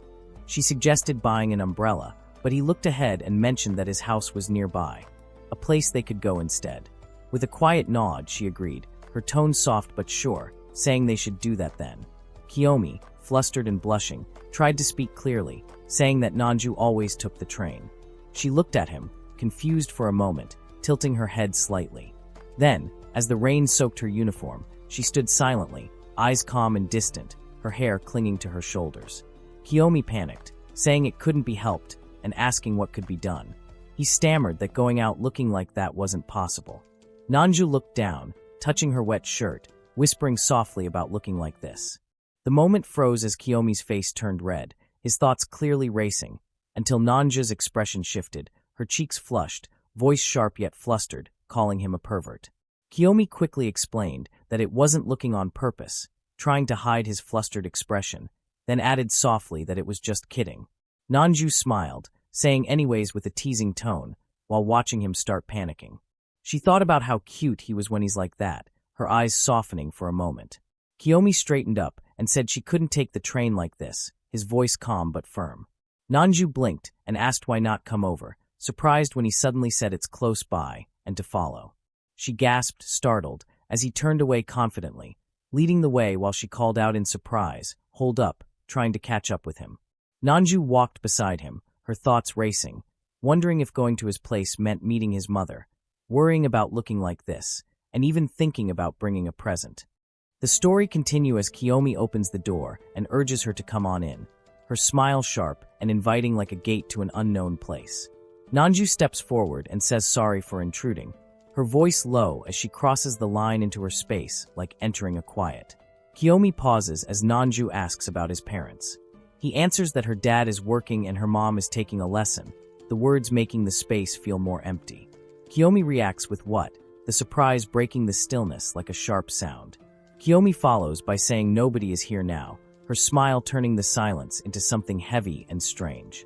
Concern cuts in as he warns that a cold will come and asks for a bath, his face bright but serious. Gratitude answers back as he gives thanks, voice small and contained. Assurance follows with the promise that heat and warmth will arrive soon. Resolve snaps in as she insists it is fine and decides to take a shower. She stands before the washer in the quiet room. A door slides shut with a sharp beat. Bare feet step down, water waiting, the house holding its breath. She smiles softly and lets the moment breathe, then says it feels nice. She pauses and says wait a second, her expression shifting as the thought settles. She adds that just the two of them are here, the words making the space feel close and special. She continues by saying taking a shower in her boyfriend's bathroom is happening. Shock freezes Nanju as the thought lands that this means doing it is definitely happening. Breath caught and face stiff with sudden realization. Logic follows as Kiyomi states that taking the train like this cannot work, the tone sharp and practical. A quiet suggestion slips out about coming to the house instead, calm but deliberate. Doubt closes in as Nanju wonders if this was planned all along. She holds herself close and wonders what should be done, the question trembling in her mind. She admits not coming while thinking about that. She says feeling so nervous, her body stiff with mixed hope and fear. She says they have not kissed yet, the words soft. She adds that things might be going too fast. Her heart racing as the thought forms that it should be Kiyomi's first time. She hesitates and wonders whether taking the lead is the right step, her face filled with nervous resolve. A sudden eek escapes as surprise breaks the moment, her body stiff with shock. His voice calls Nanju-san, concern clear in his tone as he reacts to the sudden sound. Another small eek follows, showing how fragile the moment feels. He asks whether she is okay, his posture turning protective as worry replaces confusion. She quickly says everything is fine and insists she is fine, trying to steady the situation. Fear lingers as she admits the scare made a strange noise slip out. He responds by offering a towel and a change of clothes, the gesture careful and sincere. Gratitude follows with a quiet thank you, the moment softening just a little. Water trails down as she pauses alone, a thought forming with a hesitant maybe, uncertainty hanging close. A sudden thought surfaces as he wonders whether a close moment could happen in the bath, the idea slipping out heavy and unexpected. Kiyomi mutters gosh and questions what was being thought, the words showing sudden doubt and a rush of regret. He hopes she is really okay, the quiet wish carrying worry and care as the silence grows deeper. Nanju admits being so tired, posture loose and voice low. He apology about not having other clothes. She checks whether this is fine. A passing thought appears about Kiramemo, surprised that merch even exists. A sharp reaction hits as he does not like that, regret spilling out with an apology toward Kiyomi. He explains the shirt is a limited edition, then repeats that there are no other clothes. Kiyomi decides to take a shower too, the words closing the moment with quiet weight. Permission settles in with an offer to make himself at home, answered by a calm agreement. While Kiyomi taking bath, Nanju sits in silence holding a cup and lets the thought linger with a quiet pause. She wonders whether he will want to do it as soon as he gets back, the idea drifting through the room like a soft shadow. She thinks about how he always uses this cup, letting familiarity grow stronger in her mind. She holds the cup and thinks it feels like an indirect kiss, seeking confirmation as the idea settles in. Awareness spikes all at once, the thought hitting too hard and becoming overwhelming. Hesitation softens into resolve as the thought turns toward really doing it despite the tension. Acceptance follows with not minding, yet a lingering but still remains, quiet and heavy as the moment refuses to fade. The thought forms with rather, what if they end up somewhere unexpected, letting tension grow in silence. Kiyomi appears and says sorry for making her wait, his words breaking the still moment. She startles with surprise, the shock passing through her body. He adds sorry for making her sit on the floor and says she can use the bed, turning worry into gentle care. She repeats bed in a quiet voice. Kiyomi explains that her clothes are washing right now, giving reason and calm to the situation. She answers with a soft thank you, showing relief mixed with shyness. The moment sharpens with the thought of beginning, the question hanging heavy in silence. A pause stretches with no answer, tension thick and unmoving. The question follows about doing it, quiet but direct. Realization strikes that he wants to, surprise rushing in and turning into agreement. Resolve locks in as she says to do it. The thought appears with are they really going to do it, then will they? Kiyomi asks which game she want to play, shifting the mood into something lighter and uncertain. She reacts showing surprise at the sudden change. He says there is time until her clothes dry, giving reason for staying and waiting. He adds that the bad part is having only one joystick, making limits clear. He explains that fighting games cannot be played, turning the moment into a small and gentle problem. Kiyomi asks about trying Kuramiemo, then she looks serious and testing. A thought follows that he is still a clean freak after all, that doing it would not happen when even holding hands cannot happen. Both sit apart in the quiet room, the space between louder than the screen. In the game, a message appears with an apology and an admission of being unable to accept those feelings. Shock breaks out with a sharp reaction and a demand for a reason, the rejection landing cold and sudden. She cries out Madoka and says she was supposed to love her. He turns away as she asks why she was rejected, the question cutting deep into the silence. He explains that her likability was in love mode, but the other requirements were not met, making the answer cold and clear. She reacts with what? The shock freezing her thoughts. He continues by saying low knowledge meant being doomed to fail, turning emotion into a harsh rule. She thinks that love exists but going out cannot happen because of bad grades, accepting the reason with a heavy heart that he answer that it is just as said, letting the truth settle. She says it should not matter if she loves him, pushing the feeling forward with urgency, and he answers that it is just a game. She moves closer and says let's try another, shifting the situation with quiet courage. Their hands touch and the silence grows heavy. He adds sorry as the moment becomes awkward and tense. She thinks that they just touched a little. She wonders why he is that shocked, watching his stiff reaction. He admits being still not used to it, showing how simple contact feels powerful and overwhelming. Doubt presses in as the thought forms about really not doing anything, followed by another thought asking whether not doing it in a boyfriend's house is normal. A new question rises about being fine with it, and the reply shifts away by noting that it is still raining. Another thought begins with Kiyomi, trailing off before reaching an answer. Frustration settles in, the mood turning sour as the quiet stretches on. She thinks that he must have at least a little drive, wondering if feeling exists at all. She then thinks it does not seem like he does, doubt growing in silence. She warns him not to try to be a gentleman at times like this, wanting honesty instead of distance. She looks back and thinks about it from the beginning, letting the past and confusion mix into one heavy thought. A confession bursts out about only thinking about lewd stuff, the emotions spilling raw and uncontrolled. He responds by suggesting to look for a game, the tone shifting away from danger.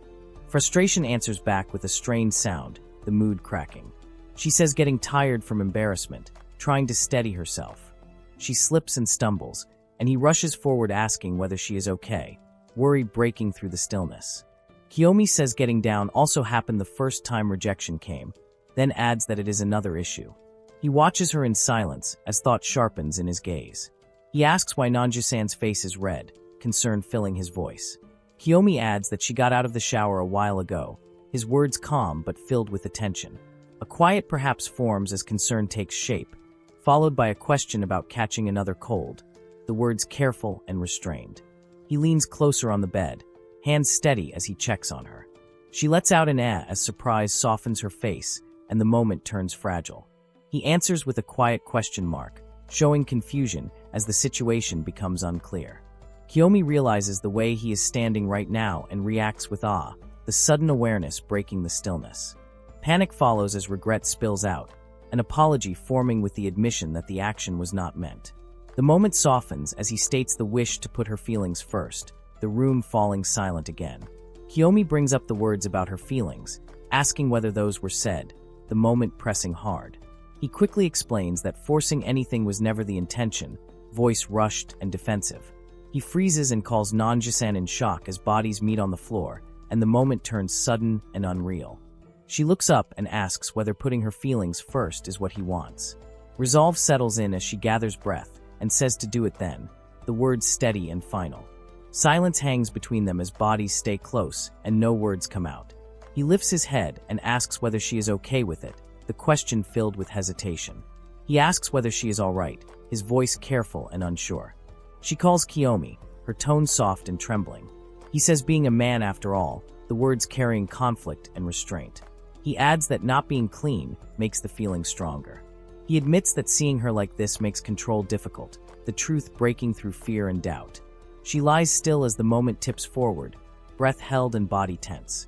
Agreement answers back with a quiet yeah, as the choice is accepted. Resolve follows as the words to do it are shared again, sealing intent. A hand presses down, the movement sudden and heavy. Everything stops at once as a voice cuts through with an announcement of being home, shock breaking the scene apart. Another voice calls Haikuin and asks whether he is here as the room fills with sudden tension. She adds that the rain was awful and says the teacher told them to leave earlier, her words arriving fast and unexpected. She notices the shoes and says era, the small word turning the moment cold and heavy. She looks around and asks whether a friend came over, the question cutting through the quiet. He panics and says explaining everything to her will happen, fear and urgency mixing in his voice. A sudden bang hits as the door moves, the sound cutting through the moment. Silence follows with no words, only a pause that feels too long. Shock crashes in as panic explodes inside Nanju's head, the thought forming about what was almost done. His mother then hears come over again as a gentle farewell. Nanju bows and says sorry for intruding, and he adds that taking her to the station will happen, turning the moment into a quiet goodbye. Night wraps the street in silence as footsteps fade into the dark. She walks beside him and thinks this is bad, then admits that neither of them has said a single word, letting the space grow heavier. She asks why it is like this, then questions why acting so weird today happened. A call stops him as his name is spoken. Determination gathers as a quiet confession forms about wanting to hold hands. Joy breaks through with an immediate yes. Acceptance answers back that being fine with it stands true, followed by a check for mutual feeling. She stays quiet with a small pause, letting the moment stretch without words. Their hands move close and touch, the contact gentle and careful. He looks up as his name, Kiyomi, reaches him, the sound steady and serious. She lifts her face and says see tomorrow, leaving the promise hanging between them. Agreement bursts out with an excited, energy breaking through the quiet. Hands stay linked as a promise to meet tomorrow is shared, the bond held firm for a final moment. The train ride passes in silence, bodies apart yet thoughts close. Quiet reflection settles in with no words spoken, the feeling lingering deep. The thought comes that surely it would have happened, and another thought follows that if Kiyomi's mother did not come back at that moment, then everything would be different. The mind shifts to today and admits that behavior was rather strangely done. The idea forms about going to a boyfriend's house. The thought continues that doing it right after should not be that big of a deal. A thought drifts through the quiet train that everybody was happy that way. Understanding forms with the thought that this is known, the feeling settling deeper. Another realization rises that Kiyomi is different, the meaning heavy and clear. Acceptance comes slowly with seeing it at last. The wish forms quietly, wanting to be embraced by him. The body remembers that closeness like a lingering echo in the dark. A sharp thought breaks in, this is bad. A rough curse slips out. The train stands still as the thought forms that this is the first time, followed by the admission of having these kinds of feelings that a hand covers her mouth as emotion shakes through her. She crouches alone and questions what this is, realizing the whole day was spent with him. Desire surfaces quietly with wanting to see him again, the wish firm and sincere. A memory echoes with a promise to see each other tomorrow, answered by an eager yes. A soft smile holds the quiet, like a spell waiting to break in the dark. Tomorrow is wished to come soon, and the desire to stay with him all day every day. Kiyomi is called, and the voice shines like a sudden charm. Nanju asks, let's hang out this weekend. The spell is spoken. A reminder says a month has passed since dating began. The truth appears, the anniversary was forgotten until now, and the silence settles like a gentle curse. Anniversary date. The words fall like a quiet omen. A wish for an anniversary date follows, soft but firm. Kiyomi turns with a calm face and considers where to go. An easy answer follows, saying wherever Nanju-san wants to go. But Nanju moves first and cuts that path short with a clear no. Emotion rises as her gaze sharpens, the meaning pressing forward, declaring this as an anniversary, and the choice needs to be decided together. Kiyomi turns with a quiet pause and answers with "oh okay." Even if say so, showing a calm but unsure face. Nanju steps closer, and the mood softens as in any case is spoken. Since it looks like it is going to be hot this weekend, her expression bright with gentle excitement. The thought moves to the beach or the pool, carrying a light promise, while Kiyomi lowers the gaze and admits that the only experience is with video games. Then, weekend arrive. Gratitude rises with a bright smile as thanks are given for sunny weather, calling it perfect for hiking, the mountain waiting in quiet silence. Doubt slips in gently, asking whether the climb is truly wanted. Surprise answers back with a sharp reaction, reminding that coming here was already a choice. She recalls an event loved in Karami-mo, where love increased during a date in the mountains. He responds with yes, and doubt lingers like a soft shadow between them. He admits that thinking is quite hard, and his calm breaks a little. They say they will be fine and choose the beginner's course with quiet confidence. She adds that it was easier in the game, where the goal felt clear and simple. He answers with if that is what she says, carrying gentle hesitation. Now that hiking has begun, Nanju-sen moves forward with a quiet smile. A brief pause follows with a small what, and it's nothing, spoken softly. Kiyomi's calm expression shifts into thought, the idea forming, as was this a mistake. The surroundings grow silent, as was this the wrong place to go takes shape, while Nanju-sen keeps walking, composed and unbothered, leaving uncertainty behind and drawing the moment toward quiet resolve.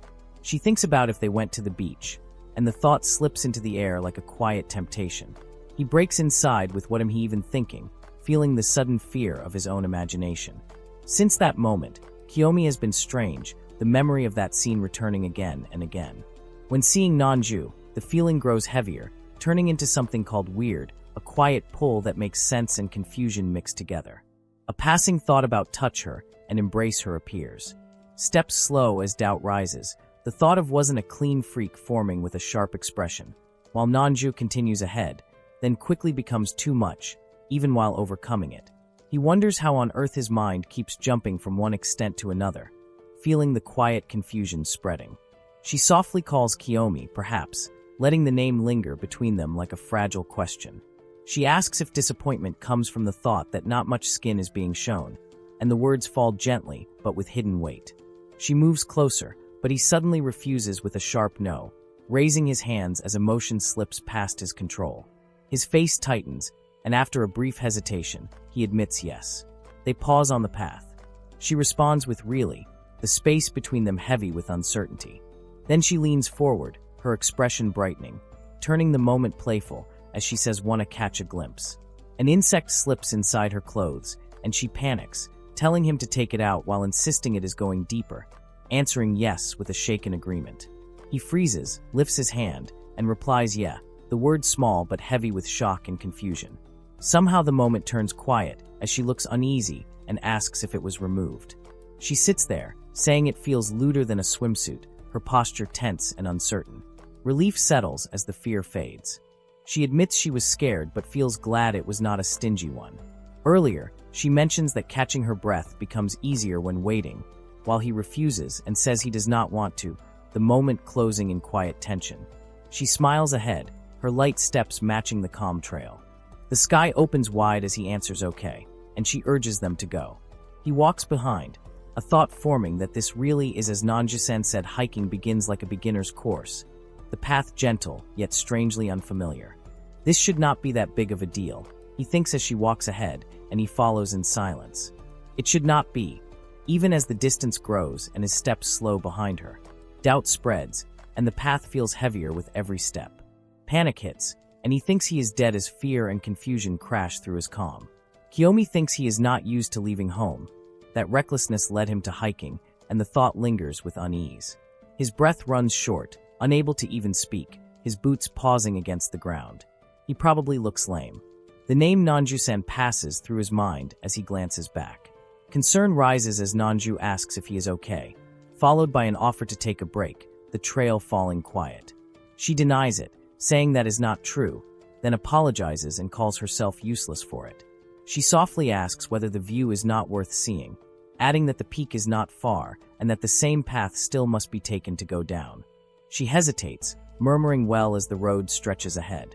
Leaning closer with a gentle smile, she asks if trying a little more is possible. A quiet thought forms about wanting to see the view that much, mixed with the sense that she is struggling too.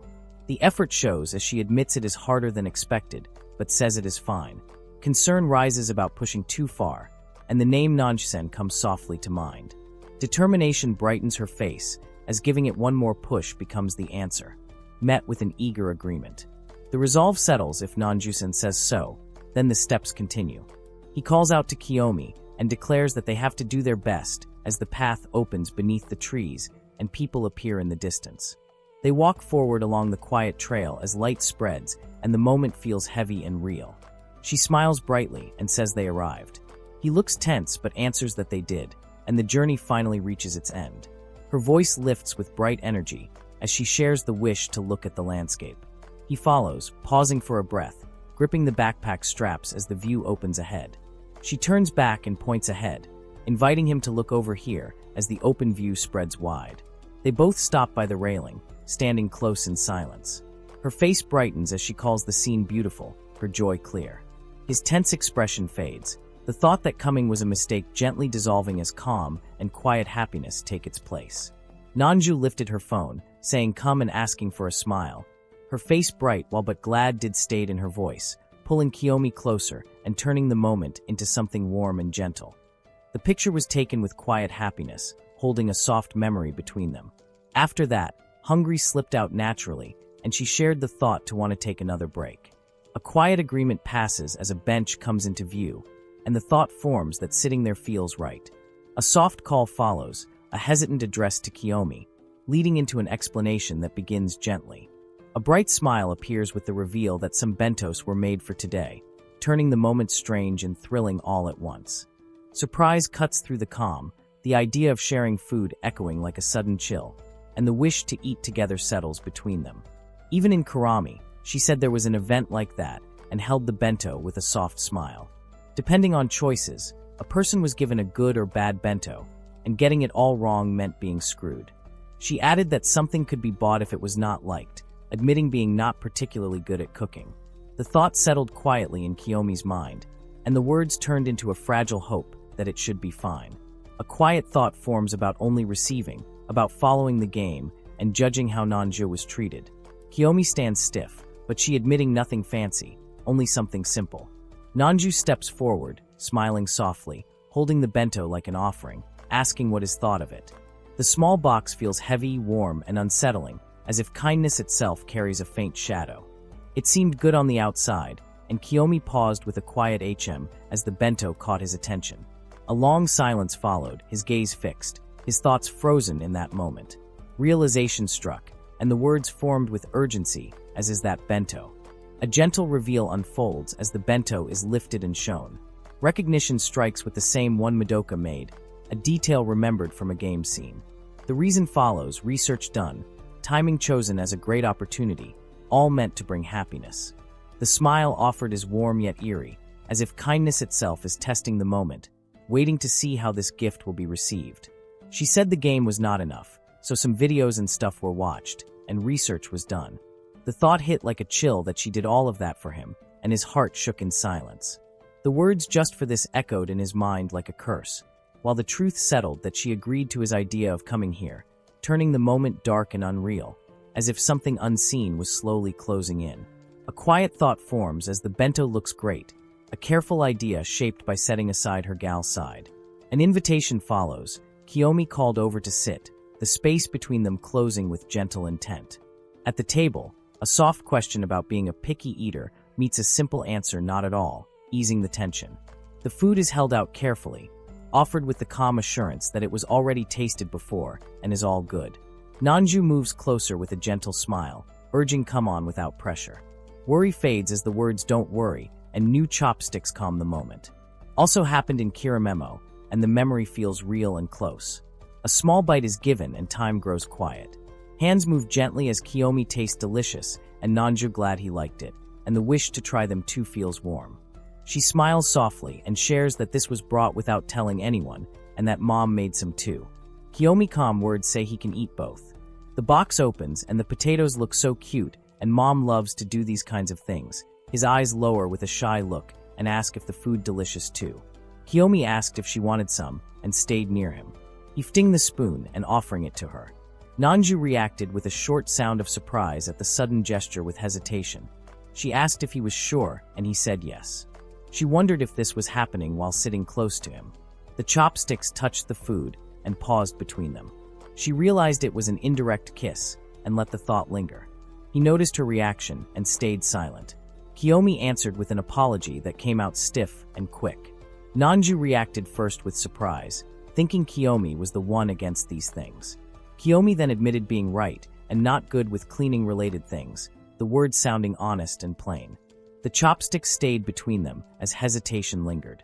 After a short pause, Kiyomi lowered his head slightly and said right now while also not minding it too much. Kiyomi sat close beside Nanju at the table while the thought of getting over it lingered, and the question about cleaning addiction surfaced softly between them. The moment settled as it seemed like that was not really happening. Nanju smiled with gentle warmth, and the reassurance came through as doing the best felt enough. Kiyomi turned slightly, certain thoughts forming, and the feeling became clear that the reason rested with her presence. Nanju smiled brightly while thinking about buying a keychain as a souvenir, hoping for matching ones again, her expression full of excitement. The scene moved to a bento box, where the idea of eating fast and going then met a calm feeling that time remained and some food stayed left. Her eyes softened and opened slightly, capturing a quiet.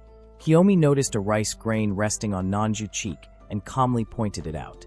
Without hesitation, Nanju leaned closer and offered to get it, closing the distance in a quiet, sudden motion that made the moment feel still. Realizing how close that had become, Nanju pulled back with a gentle smile and said sorry. Nanju tilted slightly and wondered where it was.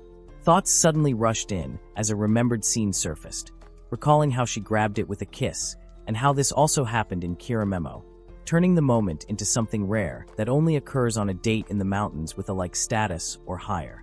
A quiet memory surfaced about that event, where the MC was so surprised and gave her one kiss in exchange, the idea echoing softly in the moment. Nanju lingered in thought, wondering about having the guts to do the same now, the feeling held close to the chest. The meaning settled slowly, as if it was a kiss. A quiet resolve settled across his blushing face as the thought of being prepared took shape. The moment shifted closer, bodies sharing the same space, as the words obsessed with cleaning surfaced. Nanju's stillness, lips slightly parted and gaze lowered, marking a pause filled with hesitation. Nanju leaned in close and shared a sudden chew with Kiyomi. The closeness lasted only a breath before the space broke apart, leaving shock between them. Nanju pulled back fast, eyes trembling before confusion took over. A deep breath followed as hesitation showed on his flushed face, fingers lifting slightly while the thought of wanting to kiss formed. From a small distance under the trees, where the thought that Kiyomi wanted to kiss took shape. Her profile softened in response, eyes shining and cheeks warm as yes settled gently across her expression. Kiyomi added that he wanted to do it too. Under the leaves, her face brightened with honest excitement as the feeling of wanting to kiss overflowed, hands lightly reaching forward while asking for one more time. A quiet reflection surfaced, a sense of the past returning to the present, blending memory and now into a single breath. A gentle touch followed as Kiyomi moved forward, showing that would do something like this was no longer just a thought. Nanju sat quietly beneath the open sky, long hair moving with the breeze. The feeling shifted as closeness returned, and the thought of wanting to do this rose clearly in the heart. Kiyomi moved in without hesitation, the meaning of right now settling firmly between them. The warmth of that choice stayed gentle and certain, carrying the promise of with Nanju-san forever. The train moved steadily along the tracks, carrying the quiet end of the day forward, as the two sat side by side on the seat. Nanju smiled brightly while holding a bag, while Kiyomi sat straight with composed eyes. Attention turned to a small keychain, the wish to put it in a school bag filling the scene with light joy, as liking it that much wrapped the memory in warmth. The moment shifted as gratitude surfaced for the bento, and a great time too. Nanju smiled at the screen and said being glad it was liked, while the thought of doing a different one next time lingered, because that one did not go well. Kiyomi lowered the gaze with a faint smile, the words about doing one again forming with calm resolve as gladly except it became clear, leaving Nanju looking back with bright eyes. A quiet promise floated above as a thought formed about doing one for next anniversary and the ones after that, setting a hopeful tone. The anniversary date was shown as a success, with both sitting close together, relaxed and content after a meaningful day. The moment settled with a simple, heartfelt sense of together forever, wrapping the scene in comfort. In a quiet room, Nanju moves close on the bed, calling Kiyomi with a soft. The embrace tightens, hands resting with care, breaths slowing as feelings rise. Nanju at the top with steady breath and gentle resolve. Bodies shift, and the space tightens as it's okay settles the moment. She leaned closer and shared the feeling that they can do it right now. He answered by calling Nanju-san with a quiet breath. She replied with a shy yes that carried warmth. He followed with the wish to do it too, and the moment settled into gentle romance. He sat up on the bed in silence as confusion lingered and the thought of was dreaming surfaced quietly. A long pause followed with no words, only reflection and lowered focus. The memory settled as it was a great dream, but the feeling turned heavy, and it is not good to start the day like this stayed behind as the morning began.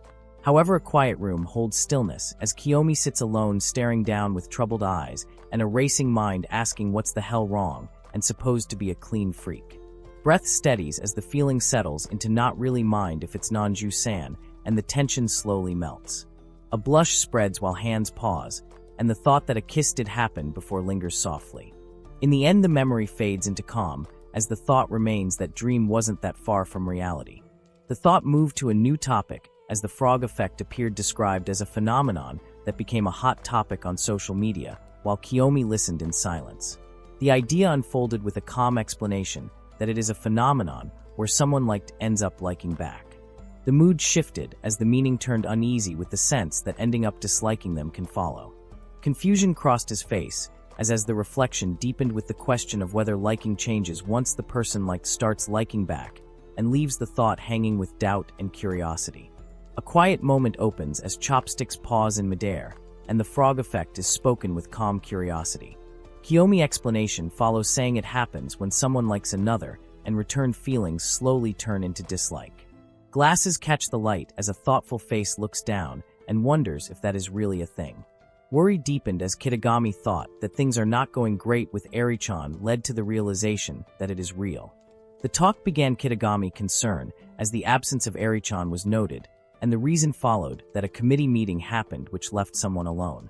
She say that when both realize feelings, things start to cool down.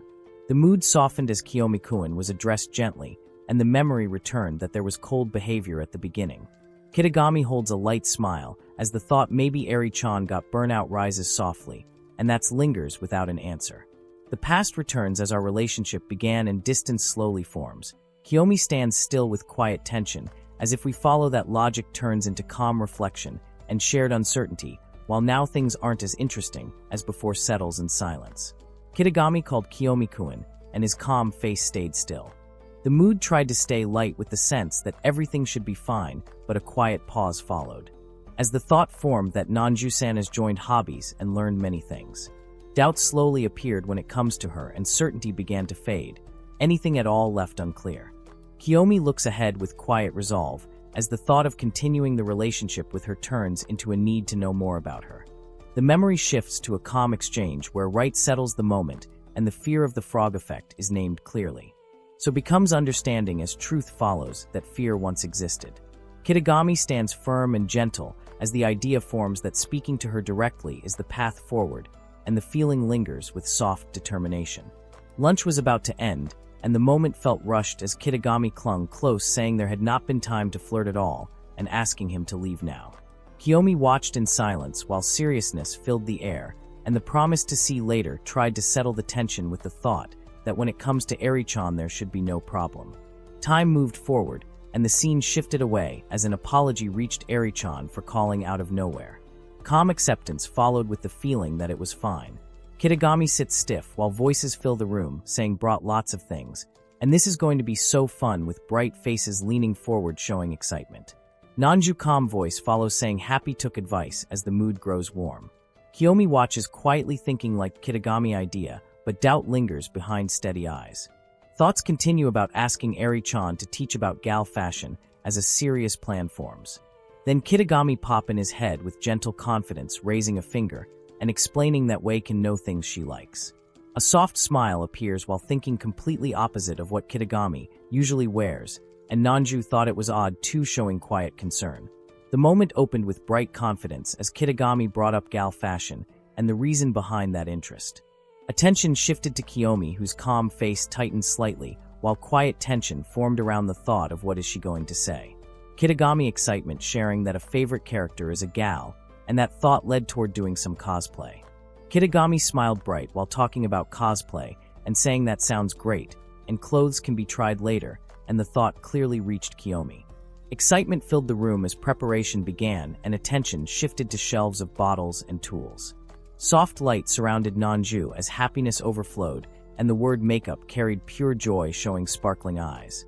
The explanation flowed with cheerful confidence, as the order was shown clearly with base makeup, foundation, cheek shading, highlighting, then eyebrows, eye makeup, eyeshadow, eye bags, eyeliner, mascara, optional apply blush, and lips, and the claim that this order is always done as many bases were brought out with care, and attention, saying a lot of bases can fit skin tone. Kiyomi watched with quiet focus, and a slight pause formed while wondering if all of them are going to be used. Nanju smiled bright and calm, saying everything has a unique use, and that is true, while calm eyes and quiet understanding followed. Below, gentle curiosity moved closer as talk turned to fake eyelashes not tried before, and simple honesty stayed on her face. Thoughts drifted to extensions used on the fake one's top side, before then changed to partial false eyelashes, just on the bottom part, showing careful choice and growing interest. Careful focus filled the moment as close attention was asked, and the plan formed to use this for her upper eyelashes today, while a choice appeared between partial type that feels more natural. A gentle smile explained that using the whole ones makes it look thicker, and the lashes were shown with quiet confidence. The preparation moved forward, and the decision was made to apply the base. Kiyomi watched with a calm, unsure look, and the thought surfaced that understanding was difficult, while advice followed that moisturizing a lot keeps the concealer from cracking. Kiyomi watches in silence as a calm thought forms that she seems good at explaining. Nanju leans closer with a bright smile, hands gentle and confident as makeup touches skin with care, the moment clearly showing she is enjoying this more than ever. The fact that she is smiling brings feeling brought a lot of joy without a single word spoken. As confidence returned and the next step appeared naturally, the idea settled to try some clothes and let the moment continue. Then they stand close with bright smiles, raising peace signs as sparkles fill the air, both showing joy in the moment as the words look at, and they ask for the comment. Honda feeling of so cute fills the space, and Kiyomi say that making the look feel like someone else. The scene turns warm when Honda shows excitement, saying hair and nails were done, and the result looks cute.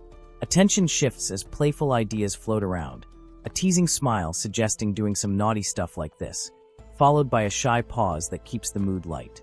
Energy rises as laughter spreads and plans grow bigger, using wigs and clothes too, confidence blooming with the thought of doing it to Kiyomi too, makeup ready to apply what was learned. Kiyomi and Honda stand side by side with crossed arms and calm faces as flowers frame quiet pride shaped by makeup alone. A shy pause brings a gentle thought of changing clothes back once satisfaction settles. The scene closes with warm surprise as the look feels great and joy lingers in the air. Soft tension breaks into smiles and blushes as laughter slips out, and the feeling becomes okay, while Nanju-san laughs. Kitagami say that actually, fading did not happen easily, and Nanju answer that she has a cleanser, creating a quiet and calm atmosphere around Kiyomi and Nanju. Calm choice forms as Kitagami's soft faces turn gentle, and the thought settles on go to the bathroom. Surprise blooms bright on a face with wide eyes and lifted hand as recognition sparks. Kitagami moved closer to Nanju, smiling softly as try other outfits, shaped the mood, and made the space feel warm. Clothes hang inside the room, as the reason is given that Tawa-kun left clothes there, leading the way in calmly. A light smile follows with the claim of having plenty, showing confidence and ease. Several outfits are taken out and shown one by one, hands moving with excitement. Kiyomi held glasses, and Kitagami said if Nanju like one then use it while staying near Kiyomi-kun. Kitagami stepped closer, and said this one will look great on her, while guiding Kitagami forward. Kiyomi looked toward Kitagami-san, and said Kitagami-san being too while feelings shifted, and the moment changed into quiet tension and soft romance. A sailor uniform was an obvious choice, and calm smiles appeared. Other looks followed as ideas continued to grow. A traditional mistress image appeared with quiet confidence. A police officer style ended the moment, and the room filled with fun romance. Bunny girls too became an exciting thought with lively energy. A bright face filled the scene with having a lot of fun, and the thought that doing it by self is great, but better with someone else. The mood shifted softly as bunny ears were worn and smiles grew wider with shared enjoyment. Standing close from behind the idea to try a wig appeared, and the feeling that this one will suit a lot while Kiyomi and Honda watching calmly as approval appeared with Indeed, and the comment that outfits are cute. Kiyomi say Kitagami-san had a great time, and Nanju-san too was the same while Honda watched quietly. Kiyomi stayed near as thoughts formed about knowing one more aspect of her. Kitagami smiled and asked for help please while saying Nanju clothes could not get out, and Kiyomi listened without reacting much. Kiyomi answered if say so and admitted not having the strength that a boy has while gaze stayed steady and feelings remained hidden. Kiyomi stands still and wonders if it really is that difficult while eyes remain focused and serious. Clothes hang quietly in the background as a Nanju calls Kiyomi with a soft and careful tone. Surprise appears as attention shifts, and her name reaches the space between them. Facing each other in silence, the moment slows. Kiyomi looked at Nanju and thought that dress while attention stayed on her figure. Nanju faced forward with calm expression as silence formed between both sides. Kiyomi realized that dress was the one used to shout out for the new cafe collaboration event, and surprise appeared on his face. Wide eyes fill with surprise as the thought forms that a wig is known, yet Nanju with black hair feels different and striking. Light falls softly as Nanju-san stands still among hanging clothes and turns gently with a calm and shy look. The gaze lingers and the feeling rises as the words "she looks so cute" echo in silence. Nanju appeared and asked what happened and why here while soft hesitation formed. Nanju explained that Kitagami-san said trouble taking out clothes, and meaning became clear. Kiyomi stayed still and said not at all while she told Kiyomi to wait here. Kiyomi reacted with brief surprise as Nanju faced Kiyomi, and both exchanged quiet confusion and growing awareness that a calm figure turns with surprise as the name Kitagami-san appears and quiet tension rises in the room. Stillness follows, and the meaning of the scene feels unclear as eyes drift toward the living space. Attention falls to a small note resting alone, and the words "went shopping to your best Maya" and Tawa gently reveal a hidden message. Kiyomi showed quiet surprise as presence stayed still. Nanju asked where Kitagami and Honda were while attention shifted. Kiyomi explained they went shopping, and slight shock appeared on his face. Nanju realized that means alone now, and both remained side by side with subtle tension. Silence spread between Kiyomi and Nanju as distance felt close yet uncertain. A quiet thought forms that it might be able to know more things about Nanju-san right now as a calm face turns aside with soft focus. The idea that did not like those clothes lingers gently while eyes stay thoughtful and reserved. A simple yes or follows, and the mood lightens as a cheerful smile explains it has nothing to do with that, and just prefer the ones that Emmy uses. A bright expression appears as the question of the model talked about before rises with curiosity. Kiyomi asked if she liked her a lot, and she answered became yes as feelings turned clear. Nanju spoke about being able to change into what she is now because of her, and smile carried quiet warmth. Memories appeared about being pretty plain during middle school and being a gal far from reality, while footsteps moved forward side by side. Among tall shelves a quiet figure stands reading as the thought forms that getting to know about Emmy brought a wish to be like her. The scene turns to a back view, and the feeling settles on being fixed on the idea that it could not happen. The moment closes with a gentle reveal that even Emmy was playing before leaving the space calm reflective. Pages turn softly and memories surface about how much time she spent practicing her makeup. Nanju spoke about not everyone can be what they want to be from the beginning, and that inspired a lot while expression stayed gentle. Nanju lowered gaze and held quiet resolve as thought formed about giving it a go. A warm smile appears as Emmy has a nail salon because she wants to support the girls that also want to change who they are, and the feeling turns gentle and hopeful. He thought forms that this is something to admire as the space grows calm and sincere. The view draws closer and shining eyes reveal that someday a dream exists to work there guided by that same kindness. The moment settles with a soft wish to be like Emmy and support others like she does. Nanju spoke about still changing and asked if that was true while Kiyomi listened in silence. Kiyomi looked at Nanju with calm expression and quiet thought. Nanju smiled and said think can do it while surprise appeared and emotion grew between both. Kiyomi said not knowing how Nanju looked before his distance felt gentle. Soft light fills the space as thoughts drift to changing and how thinking about girls or cleanliness once felt distant. Sitting side by side, hands rest quietly as a warm smile appears with glad that happened. The scene closes with a tender sense that everything leads to thanks and the bond between two hearts grows. Nanju smiled softly with quiet emotion. Kiyomi thought not knowing what Nanju will think, and said also glad met Nanju while silence stayed close. Thoughts moved toward from now on, and how can say this as feelings grew deeper. Hands moved closer and touched gently, as but for me became a promise. Tears shine with joy as a bright smile spreads, and the feeling declares love for Nanju with everything that exists followed by a soft thank you filled with warmth. A quiet pause lingers, and the simple wish can we kiss rests in the air, turning the moment tender, hopeful, and deeply romantic. Kiyomi showed shock and asked is it okay as breath paused and feelings rose. Nanju showed surprise while face turned bright with emotion. Both moved closer on the sofa as silence wrapped the moment and distance slowly disappeared.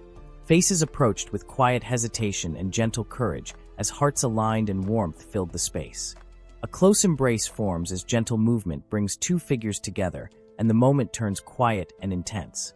Hands press softly against fabric, and the name Nanju slips out with trembling feeling. A pause follows and shining eyes lift with flushed cheeks.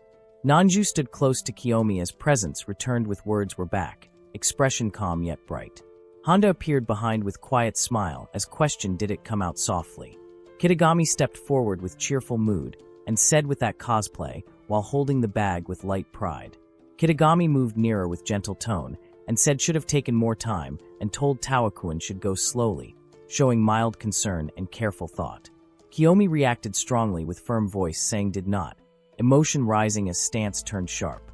Kiyomi felt sudden confusion as thought formed about what all of this was about and Nanju was doing as Madoka, expression tightening with quiet shock.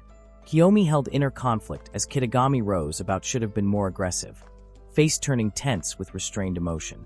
Nanju appeared in dress as Image looked cute in that dress. Kiyomi reacted instantly with strong refusal and clear no. Kiyomi lifted calm gaze and formed thought with prefer the usual Nanju-san. Nanju faced Kiyomi with wide eyes and soft blush as meaning reached heart. Nanju followed with impulsive thought about should undress then. She reacted with sudden emotion and raised voice with that is not what meant. Nanju stood near the door as thought formed about change clothes for the time being and doing it with usual stuff. Kiyomi listened with soft smile as discussion ended with that is out of discussion. Honda walked beside Kitagami with relaxed expression as thought rose about everything went great right. Kiyomi with quiet acceptance and more or less as worry about frog effect for the time being. Nanju stood beside Kiyomi with gentle curiosity as question rose about lunch, while quiet thought appeared about mother not at home and what going to happen. Kiyomi sat calmly on the steps, opening lunch with composed expression as strange feeling appeared about not a bento. Soft realization formed as truth came out about mom went on a trip with friends and nobody at home till tomorrow night, ending with quiet understanding and subtle closeness. Nanju smiled brightly, saying could have made a bento and showing warm cheer, while gentle thought appeared about burden and quiet care. Soft question rose about father, answered with away on business, making the moment feel still and sincere. Calm talk flowed about alone tomorrow night and tough feeling. followed by steady reply about high school, money for food, and not an issue. Nanju slowly turned silent, eyes lowered with quiet emotion. Nanju leaned closer with a gentle smile, asking him to letting her to cook dinner. Nanju smiled brightly, saying free tomorrow and stay up all night with movies or gaming. A sudden feeling of want to try this once flowed through the moment. Nanju stepped closer with bright smile and certain voice, letting staying at place feel natural and given, while Kiyomi showed quiet surprise and careful thought. Nanju spoke with soft apology and gentle expression, saying sorry and letting dinner and go home, while Kiyomi listened in silence with calm eyes and slight tension. A brief pause followed as emotion shifted into relief, then permission formed with simple calm acceptance, and Nanju reacted with shining joy. Nanju said going back home after school and preparing things in advance, then buying the ingredients after being picked up. Kiyomi's reply came about waiting at the station. Nanju smiled and said sorry for making someone wait, while Kiyomi stood quietly and looked ahead.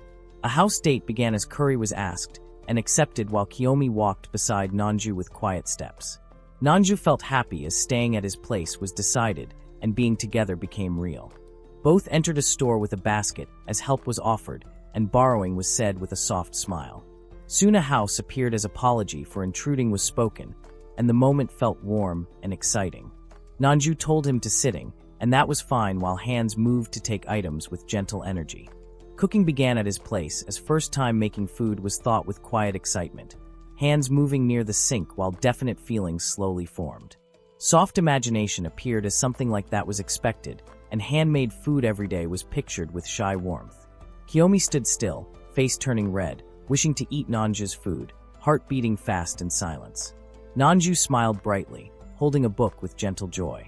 Quiet room held still air as thought about cooking for him and watching a movie later slowly formed, while awareness appeared that only two figures stayed alone in that place, so she was staying over and sudden realization burst in bright eyes and flushed face, expression turning wide with surprise and emotion, as thought of definitely doing something later filled the heart.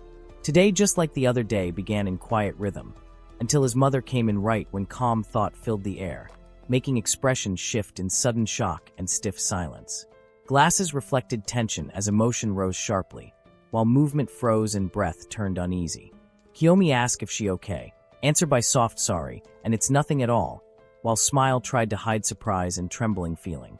Later, walking side by side under fading light, lingering mood remained in the heart, and today ended with a quiet truth that he was acting weird. Thought drifted over the dish, with quiet worry that it's going to end up just like before, while hidden feeling whispered that he thought about it. At the table, soft light surrounded calm faces, expression suddenly changed, as surprise rose and heart felt that now he is acting like always. She smiled and said cut and boiled ingredients only though. He thought did he not think about it. She said still glad cooked food for him, and he asked do her want to bathe now. She paused and said already finished eating, and asked whether playing a bit after. He looked ahead and Nanju said that she would go now. She felt nervous and thought he obviously thought about it and thought it was going to be the same. She looked ahead and thought going to his room after this. She thought being one after that. Nanju stood still with bare feet touching the floor and felt that it did not mind if it was with him. Then felt that it actually wanted to do it while holding the door in silence. Nervous feelings slowly rose as Nanju lowered her gaze and held her breath, while the quiet space around her made the moment feel closer and more intense. Memories of every boyfriend changed after it appeared and made the mood heavy. She felt that if she acted too cheeky, then things might become weird, and felt that he could get away from her. She felt that he was different, and she moved quietly while thinking that both love each other. She imagined that if it was with him, then happiness would cover everything. She thought that this was why doing it with him mattered. Kiyomi and Nanju began and felt that this moment had arrived, and felt that it would be the same as before. He said let us play and offered a movie. She listened and stayed close and felt that it was not the same as before. Nanju stayed silent and felt that both stood in the same place and thought either one was fine. Kiyomi looked ahead and felt that it did not have to be the same as before. Nanju felt that Kiyomi was thinking another thing and felt that Kiyomi might feel different about it. Kiyomi and Nanju faced each other in silence and felt a quiet gap between thoughts. Nanju waited and wondered which choice would happen. Kiyomi felt shaken and said nothing important. Nanju felt confused and questioned the silence. Nanju looked down and felt a wish to do it, and felt that the feeling belonged only to her. Kiyomi turned away and felt a question growing about his thoughts. Nanju felt a strong wish to do it, and felt that feeling belonged only to her. Kiyomi stayed quiet and held a distant thought while wondering what Kiyomi was thinking. Hands moved closer and touched softly while Nanju called Kiyomi by name. She felt unsure and showed doubt about continuing where everything stopped. Nanju looked up and felt that Kiyomi might not want the same thing. Kiyomi moved closer and held Nanju while pulling her gently toward him. Nanju stayed still and accepted his closeness while feeling his presence near her. Kiyomi apologized with a gentle voice while seeking her response. Kiyomi leaned closer and asked if this felt fine while asking for honesty. Nanju spoke his name softly while feeling his presence near her. Kiyomi looked at her and asked if this could happen while holding the moment with hesitation and hope. Nanju called Kiyomi while lying close and holding the moment in silence. Kiyomi froze and asked what happened today while facing Nanju with confusion and tension. Kiyomi listened as Nanju shared hope for today and wished to finish what was left unfinished. Kiyomi showed honest desire and said obvious feelings. Kiyomi felt the same feeling and wondered if shared thoughts matched. She believed this moment could calm anxiety. She felt happiness rising and stayed still while holding that feeling. Nanju reacted with sudden movement and drew closer in surprise. Nanju smiled softly and said both wanted the same thing.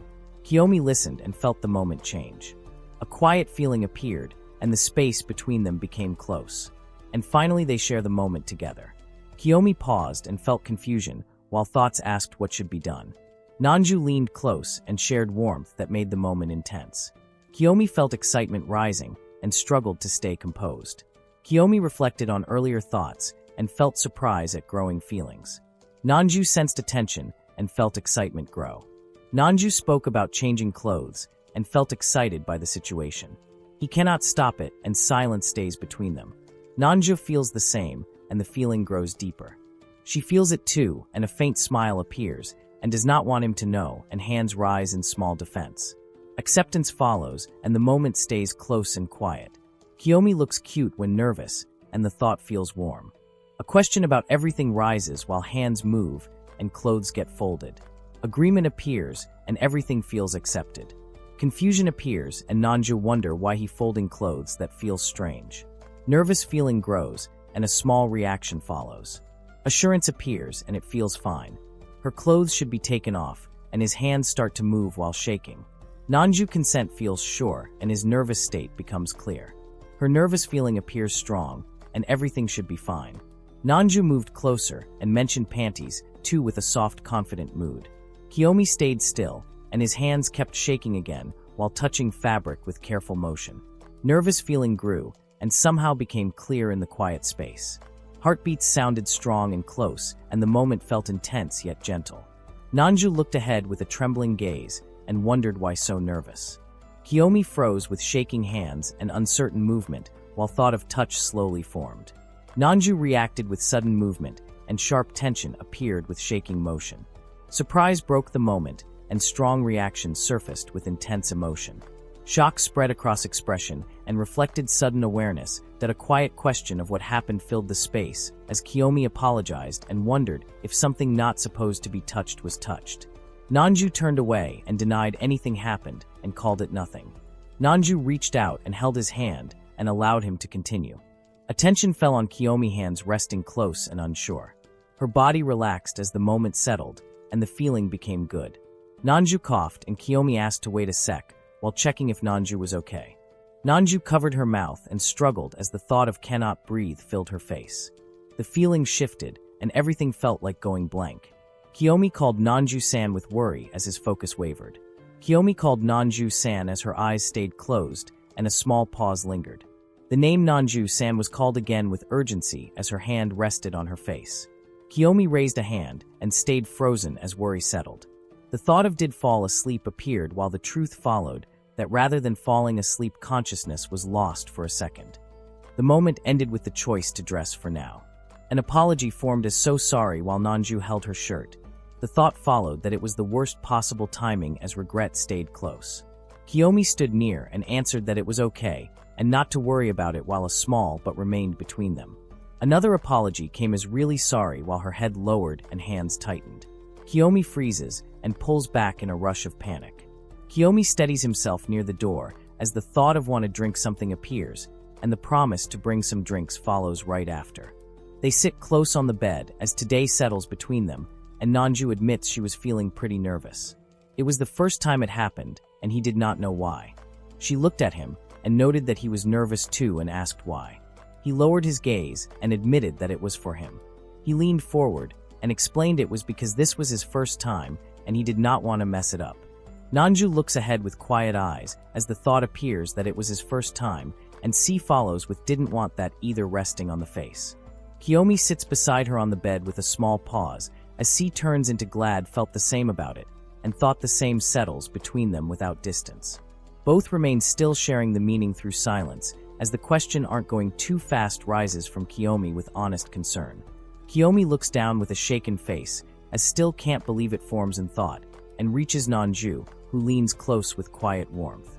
Nanju lifts a gentle smile and beautiful rests in the eyes while didn't think could get a girlfriend as beautiful as shines with honest feeling.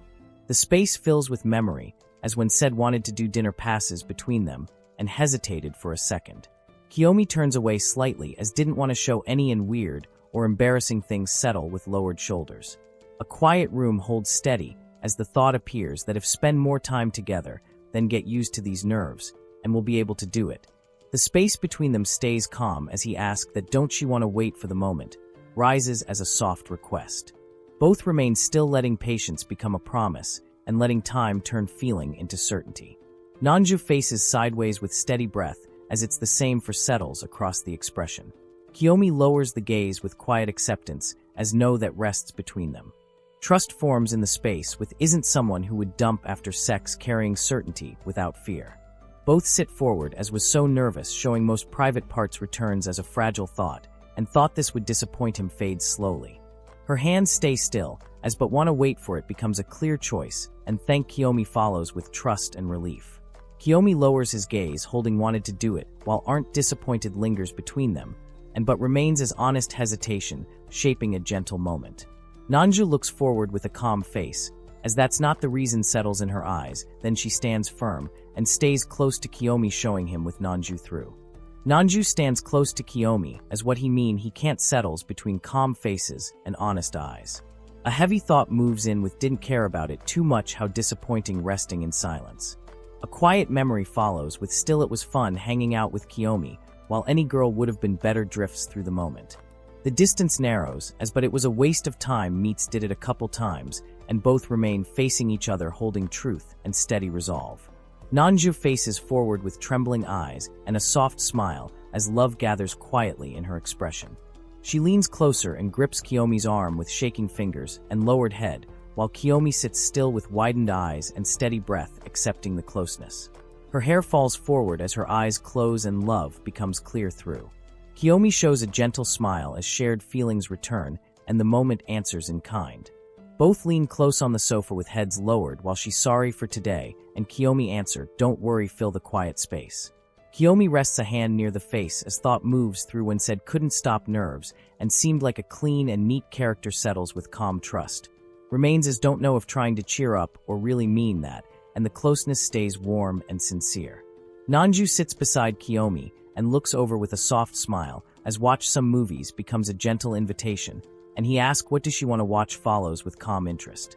The moment turns playful with movie time as save humanity from this giant shark and power of sushi spark laughter.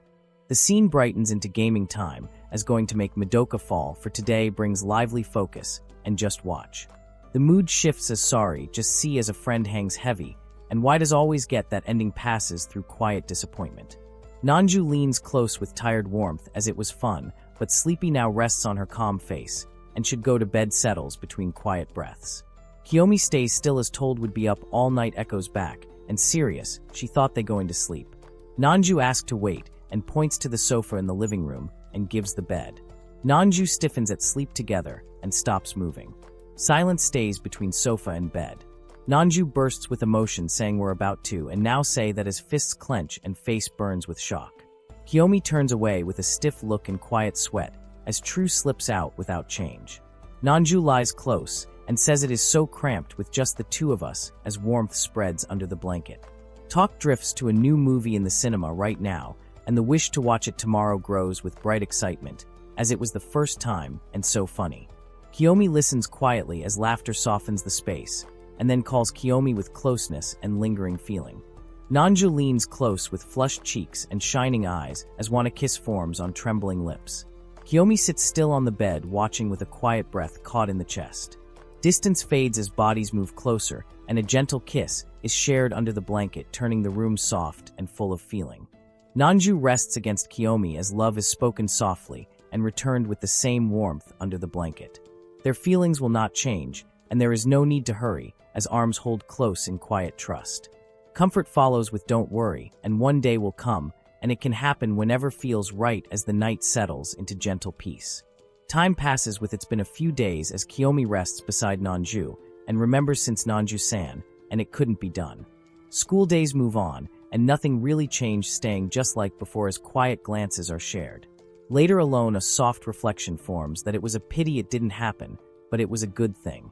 A thought settles that knowing each other a bit more is an important step. A memory follows that the relationship started because she wanted to experience normal love. A quiet question forms as what's normal lingers during a simple meal. A calm gaze lifts while TV broadcasts say deepen, and plans move forward with a recommendation for dating spots for the upcoming season.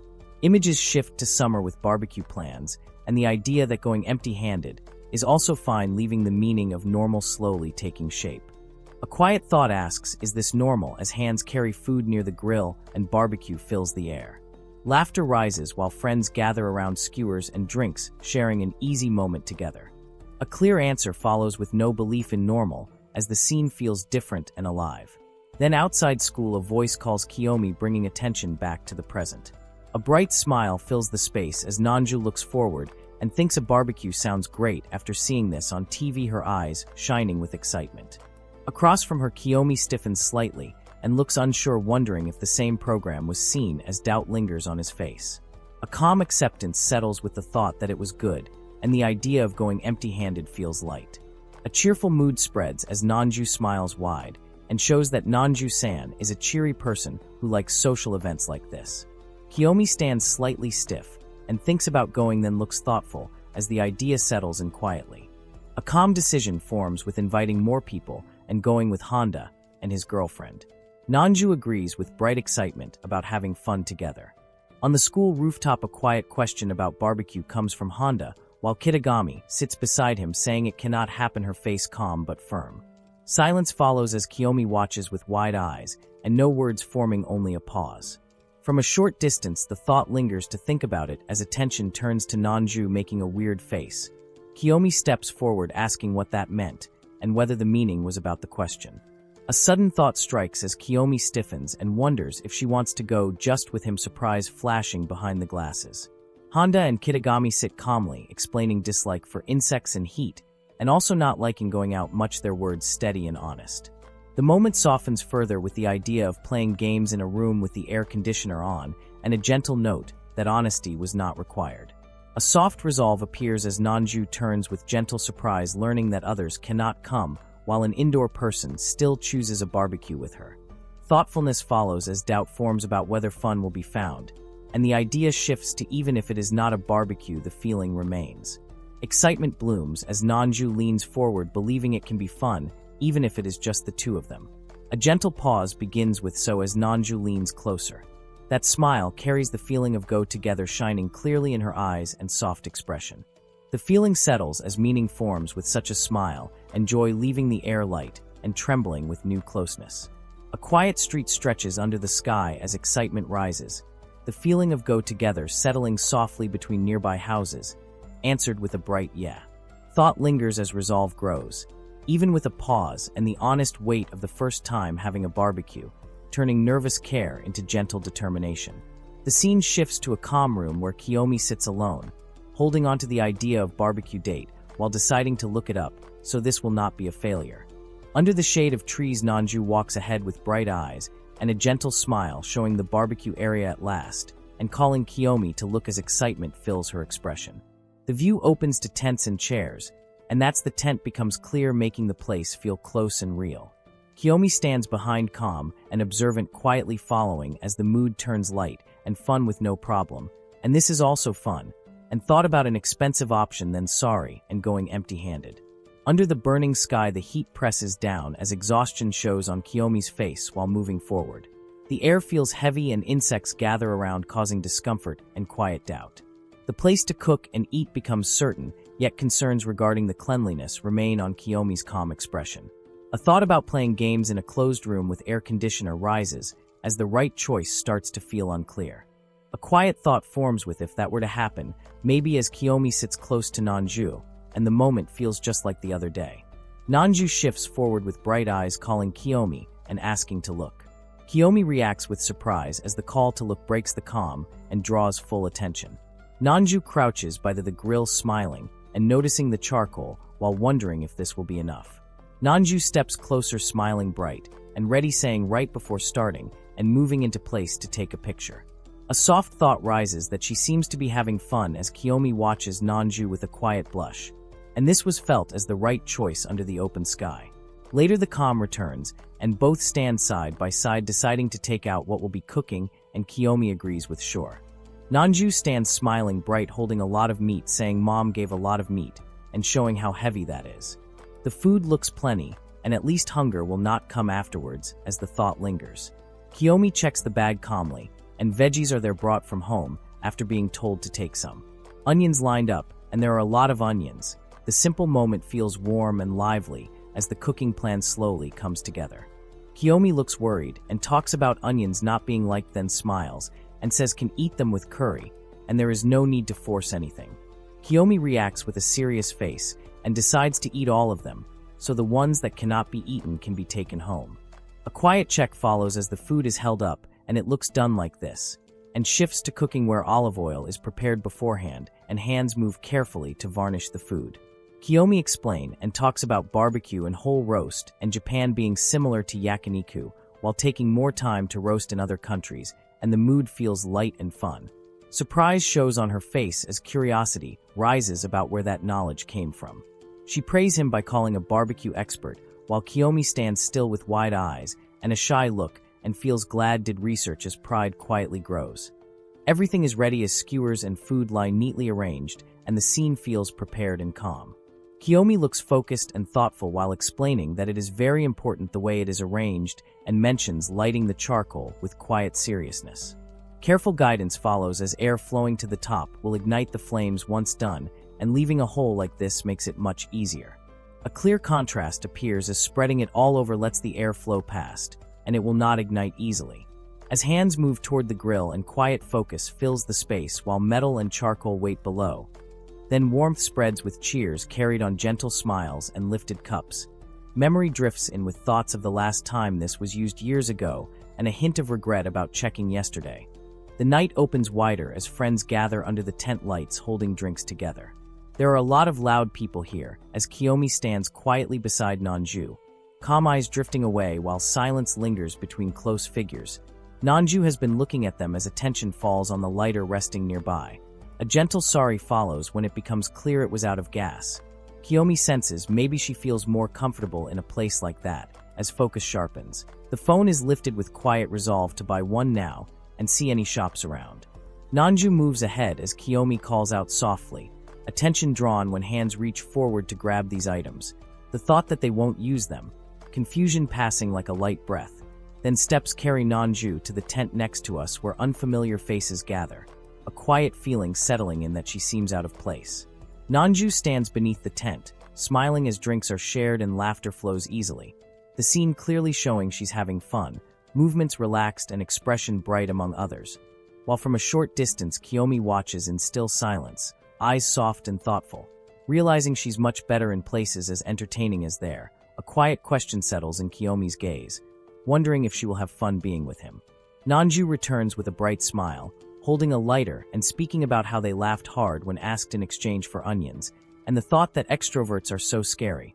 While Kiyomi turns toward her calm presence as everything feels back in place, hands moving closer to the grill, gratitude shown in a soft thank as the lighter is shared, and beside the drinks and food the mood settles. Smoke rises as the fire starts to light, concern drifting in the air as the flame grows stronger. Kiyomi turns away slightly. Eyes closed as smoke brushes too close. Nanju leans back with a soft reaction, covering her face while asking if everything is okay. The feeling clear in the small note about the smoke, both settling side by side again, hands near faces, sharing the same trouble as it gets in the eyes and hurts. Kiyomi turns slightly, speaking with quiet honesty after trying to look it up, admitting being still bad at this. Nanju faces closer with a gentle smile, warmth easing the moment as shared trouble becomes light, both reacting to the small pain with shy smiles, the thought passing that she does not seem to mind about it. And at the end the focus shifts to the grill where food rests neatly. Nanju smiles brightly while holding the skewer close, eyes shining as looks delicious fills the moment, then steps forward with light excitement as let's eat sets the rhythm. Kiyomi stands nearby with calm focus. Surprise flickers across Nanju's face with wide eyes and flushed cheeks, playful energy rising as Eat Meat 2 bursts through the scene. Kiyomi looks aside with a quiet, serious face as like onions more lingers, a sharp lyre cutting through the calm, while Nanju tilts her head with soft eyes and gentle resolve. Lips forming Eat Onions 2 as petals seem to float around the moment. Then a small surprise rises with all in one bite and a feint. The scene shifts to both sitting close as don't force yourself to do it brings a careful pause, ending with steady hands near the grill as maybe enjoy it if cooked like this and doesn't. Matters settle softly. Nanju leans forward with wide eyes, a small gulp marking the pause before emotion breaks free. Then a bright smile blooms with gosh and can after all. Cheeks warm and eyes closed in honest delight. While Kiyomi watches quietly from the side, calm gaze steady as still tasted the same settles the scene. Kiyomi tilts a calm face with a soft smile, a quiet told before didn't it resting in the eyes. Then Nanju turns back slowly, shining eyes trembling with feeling, the close view catching a gentle smile that grows deeper and steadier, until the final moment opens to the sky where only happy remains. Kiyomi sits stiffly with hands close together as Nanju leans in with an easy smile. Then the scene turns as both stand back to back. Nanju glances over a shoulder with bright eyes and quiet confidence, noticing a pretty nervous look on Kiyomi.